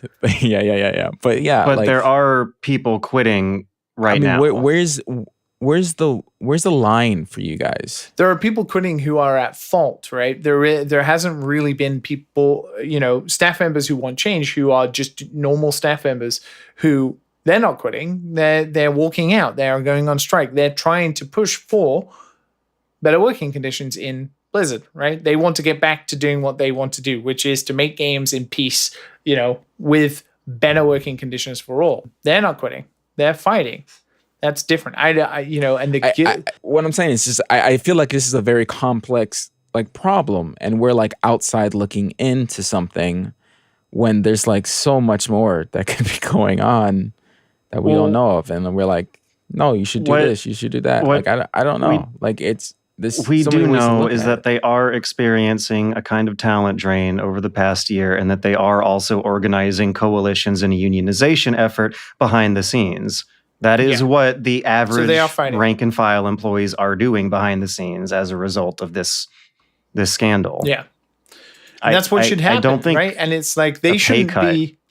they is the shouldn't thing be that happens in this situation. they shouldn't be embarrassed to work at Blizzard, right? They should be fighting to make what they joined Blizzard for, you know, what they feel Blizzard represents. Right now, there are select people in Blizzard who have been there far too long and cultivated an internal, for like, secret cabal of power abuse, right? But there are so many people who joined Blizzard because of their games, because of the power in which Blizzard had through their games.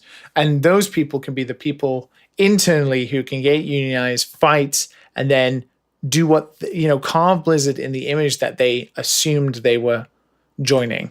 I don't think in these instances people should ever be pressured to quit their job. I can't remember IGN. I think, the IGN thing, when people were saying that people for IGN should quit their jobs because they removed the Palestine thing. Hey, that's the it's first thing people absolutely say. ridiculous. Yeah. You should never do that to people who have jobs. You don't know what their situations are.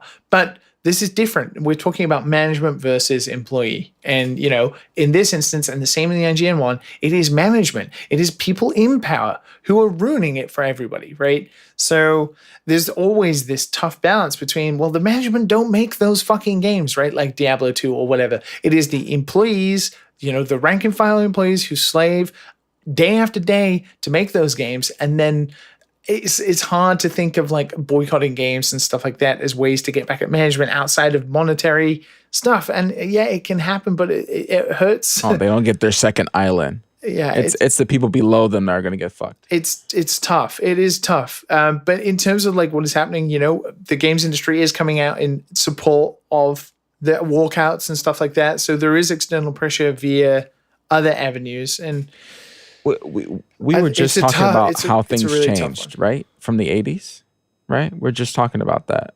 Things are changing. This is a good thing. Things are changing, right? For the better. I would hope so that this ends well, or maybe they explode and nothing comes out and bye World of Warcraft. I don't know. But in a positive note, I think things will be different. More and more of this stuff keeps coming out every single year. People are getting a little bit more educated.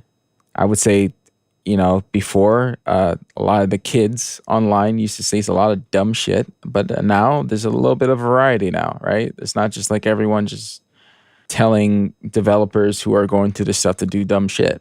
The Gamergate days are kind of done. But, they have their little niche crowd, but that's pretty much it. So, like, hopefully, I would say things are getting better, right? It sucks right now still, but I'd like to look for the future, because if I didn't, for myself, then shit, I would be in depression working back at Micro Center. So it's a tough one. I think in this instance, what is happening is going to keep on happening. I think unless big scale change happens at a company like this. We've seen the Ubisoft thing and nothing changed, and nobody really did anything. And the fear for your job type thing, like I bet that's why a lot of people don't speak up. Of course. That's why this culture of this is why it keeps going. Yeah. It happened to Rockstar. It is about the fear of losing your job, saying something, you'll be blacklisted, you'll be forced out, you won't get bonuses, you won't get promoted. That's how they get away with this shit. And it is so important for people to speak out in studios and stuff like that, or stick together and have those groups, or have those places.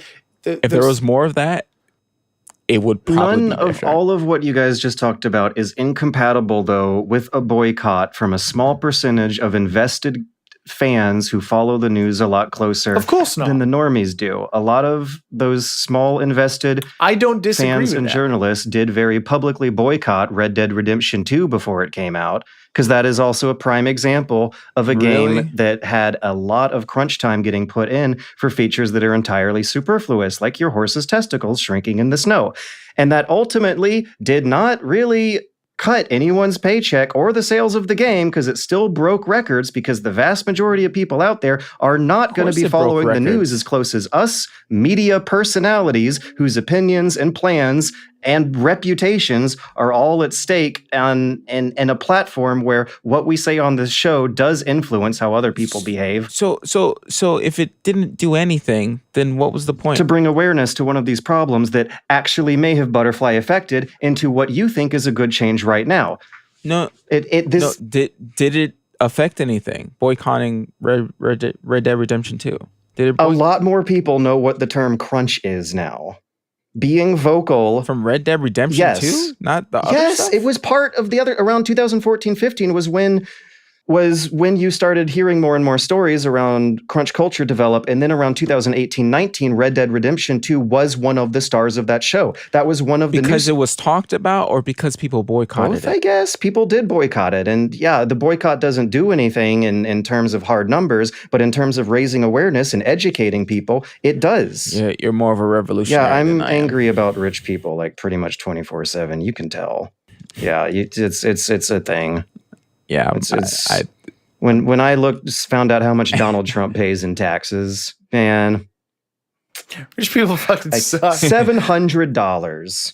It's so hard. It's such a dichotomy though, because while I am also equally angry with you, George, about Bobby Kotick getting richer and Matt buying Diablo 2 and that money going to Bobby Kotick. I get it. At the same time, as a dev and who worked at Rockstar and went through those things you just talked about, it does. These things do affect the little guy. It does. So it is not black and white. It's very, very nuanced and tough. Shit. And I think Matt not buying Diablo or Matt buying Diablo is not the answer. I'll the say answer this right is, now. wild I'll say this right now. internal I won't buy change, Diablo but because you guys said some decent points. I won't buy Diablo because I do support. Mean all you have to do, my friend, is just wait. No one needs to buy Diablo. I don't need to buy Diablo. No one needs. Oh, look at George's face. No one He needs just to buy smiled. any video games, to be honest. Like, what just happened? What in the world did I do all of a sudden? No. We Can you play guys video please games shut to up? relax, to chill after a nice hard day of work. That's what games George, you are. actually did change. Yeah, I won't buy it. If it actually does something, let me actually be part of the solution instead of. If you did not do this show, I will say it will matter less. I know that you do not engage with like that's not true. Of course it would. This week you did engage a lot with the community. But if you read a lot of the messages in our community, you'll see that what you say does actually impact the decision other people make. And that's why you are a bigger media personality than you think. Okay. Well, guys, I don't.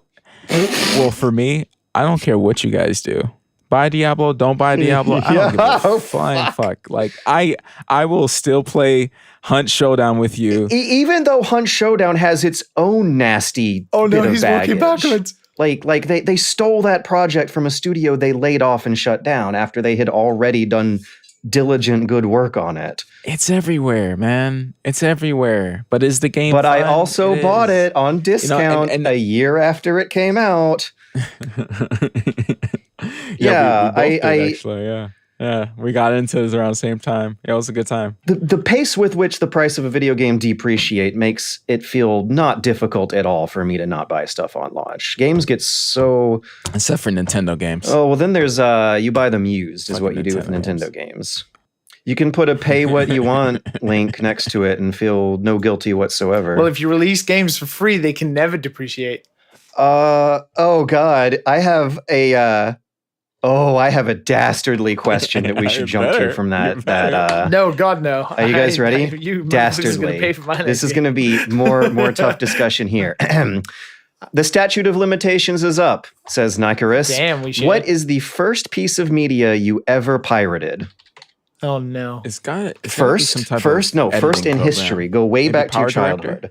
Because that's also when you're least guilty too, because you don't know better. LimeWire. Yeah. LimeWire. Yeah, back in those days. LimeWire for sure. Music. So I did Aaron Carter. The very first song I downloaded on Napster in 2001 was Aaron, oh Aaron, what are we going to do with you? Oh my God. Yeah? A few years after the turn of the millennium I know stuff. what You were into mine was. emo. Oh my God. I think mine was Panic at the Disco's I Write Sins Not Tragedies before I bought the album. Was there? It must have been, or even like, what was that Newgrounds hit? Yeah, Lemon Demon. Old Neil Godzilla was Cicerega. stomping around. The Ultimate Showdown. Yeah, Ultimate Showdown. Old Godzilla was stomping it down. Tokyo City back a big playground. Speaking of careers, that guy's internet career is like the most gracefully aged one of them all. He's never been in trouble. He's never been in a big scandal, and he's always made like good, clean comedy. No one's offended at that still gets good laughs in. He's a gem, a real gem. I don't like that question.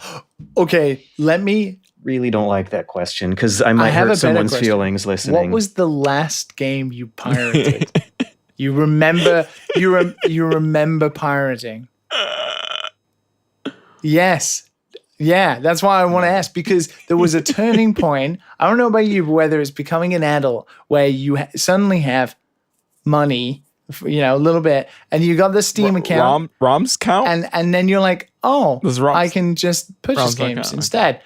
What was the last? I don't think I've done that. No. I'm talking like sweet release on release weekend. The real answer to the question would be like old DOS games, which was so many years ago. I pirated a lot back in the day. I'm talking about when you were poor. And I got one. I got one. When I made my video on civilization and global warming, I pirated Civ 4. So that's what was the big release you remember you pirated? I pirated SimCity Society's Deluxe Edition for that video. Oh my God. Yeah, because you were just going to play it for if I need just a few minutes of footage for a game that's like 10 to 12 years old and not easy to purchase on modern digital platforms, and then I'm immediately going to uninstall it and never play it again. Like there's a certain threshold of like convenience to the value that I think will push me over, but I've not pirated like a major release on launch week since, I don't know, I think maybe shortly after college graduation. I do not feel the temptation like I did when I was a kid pirating Aaron Carter and Eminem songs. Oh, yeah. I know. I think I remember what the last game that, big release that I pirated when I didn't have, I was a poor student or whatever. Minus like the Wii stuff back in the day. But pretty sure it was Deus Ex Human Revolution. One game that does kind of sting when I think back on it. When I was in college, I did play BioShock on launch week with a torrented version. But that was in college. No, I was in college. I was like 19 years old. I had no money. And the statute of limitations is up. President Nicarus said so in the question. But yeah, I'm looking at my folder, and like big expensive games are SimCity Societies and Civ 4. And that was like last year to a year and a half ago, but I haven't pirated anything recently released since those college days. I want to point out, though, that back when I was a child pirating music on Napster, the other songs I would download would be Eminem songs because I wasn't allowed to buy them in the store, and they were still like really, really popular at the time. The real Slim Shady and the... Yeah. Probably loads of System of the Down songs, although I had most of the System of the Down anything on YouTube and it'll come up with none of that ad revenue going with if it's hosted on an alternate channel that has no connection to the original artist, then does that count as piracy? Yeah, now. Well, even like a fraction of pennies make it back to the artist in that case. If it's like a YouTube video hosted by someone who monetized the video who's not connected with the artist, that's like, that should feel bad, but it doesn't, Like when you torrent a full big release game, like it feels bad. Even in college when I had no money playing BioShock on launch week, it felt bad. It didn't feel bad when I was a child, but once I passed the age of 18, it started feeling bad and then I stopped. But it does not feel bad to watch YouTube videos that are basically piracy.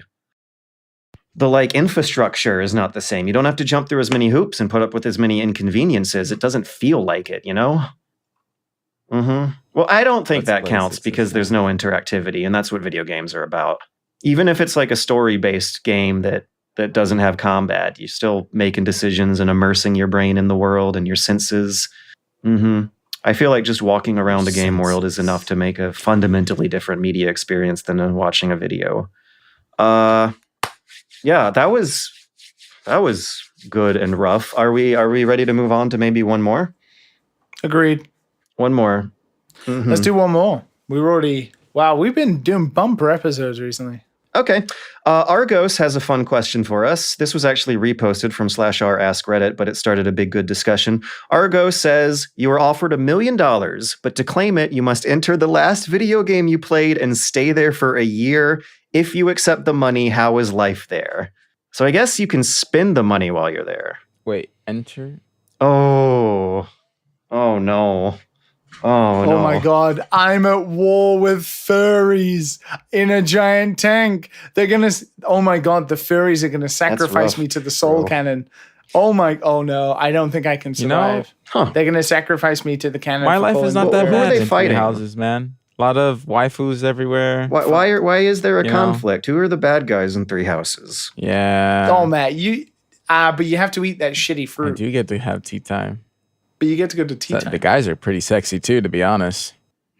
Are they really horrifying? Are they a real threat? You sound quite comfortable with the situation. The bad guys. There's multiple different groups of bad guys. I think I will train hard, get strong, eat your Wheaties. Let us go, man. Yeah, if it's a video game, then I should be able to level up and I'll be able to see my stats. You can upgrade your odds. I would be inside of Cruelty Squad, and I doubt I would last the year, considering my opinions. I'd be liquidated. Ugh. I'd get liquidated by the Security Exchange Commission's Death Squad. So Cruelty Squad is a universe where corporate paid police will come to your house and shoot you if you're late for rent. Cruelty Squad is a universe where if the employees complain about their working conditions, the bosses will kick them out the window. Yeah, Cruelty Squad is a universe where life is incredibly cheap, and this is part of the flavor text in the description about the tranquilizer pistol, because if you decide to do a non-lethal option, then they quit making tranquilizers and non-lethal weapons for humans long ago in the Cruelty Squad universe. You use an animal control pistol instead. Yeah, I'd be dead. Wow. Yeah. That is how much one house costs in Cruelty Squad. Yeah, you'd be dead. The end-game quest you do in Cruelty Squad is replaying missions on harder and harder difficulty until you can raise $1 million to buy a single house. How much was $1 million back in the days, in the olden times? Oh, wow. Okay. Like Camelot days. Yeah, I don't know if it's like, if you could do that. Oh, you're talking about the Three Houses days. $1 million It's not Camelot days. They wear like leather outfits and shit.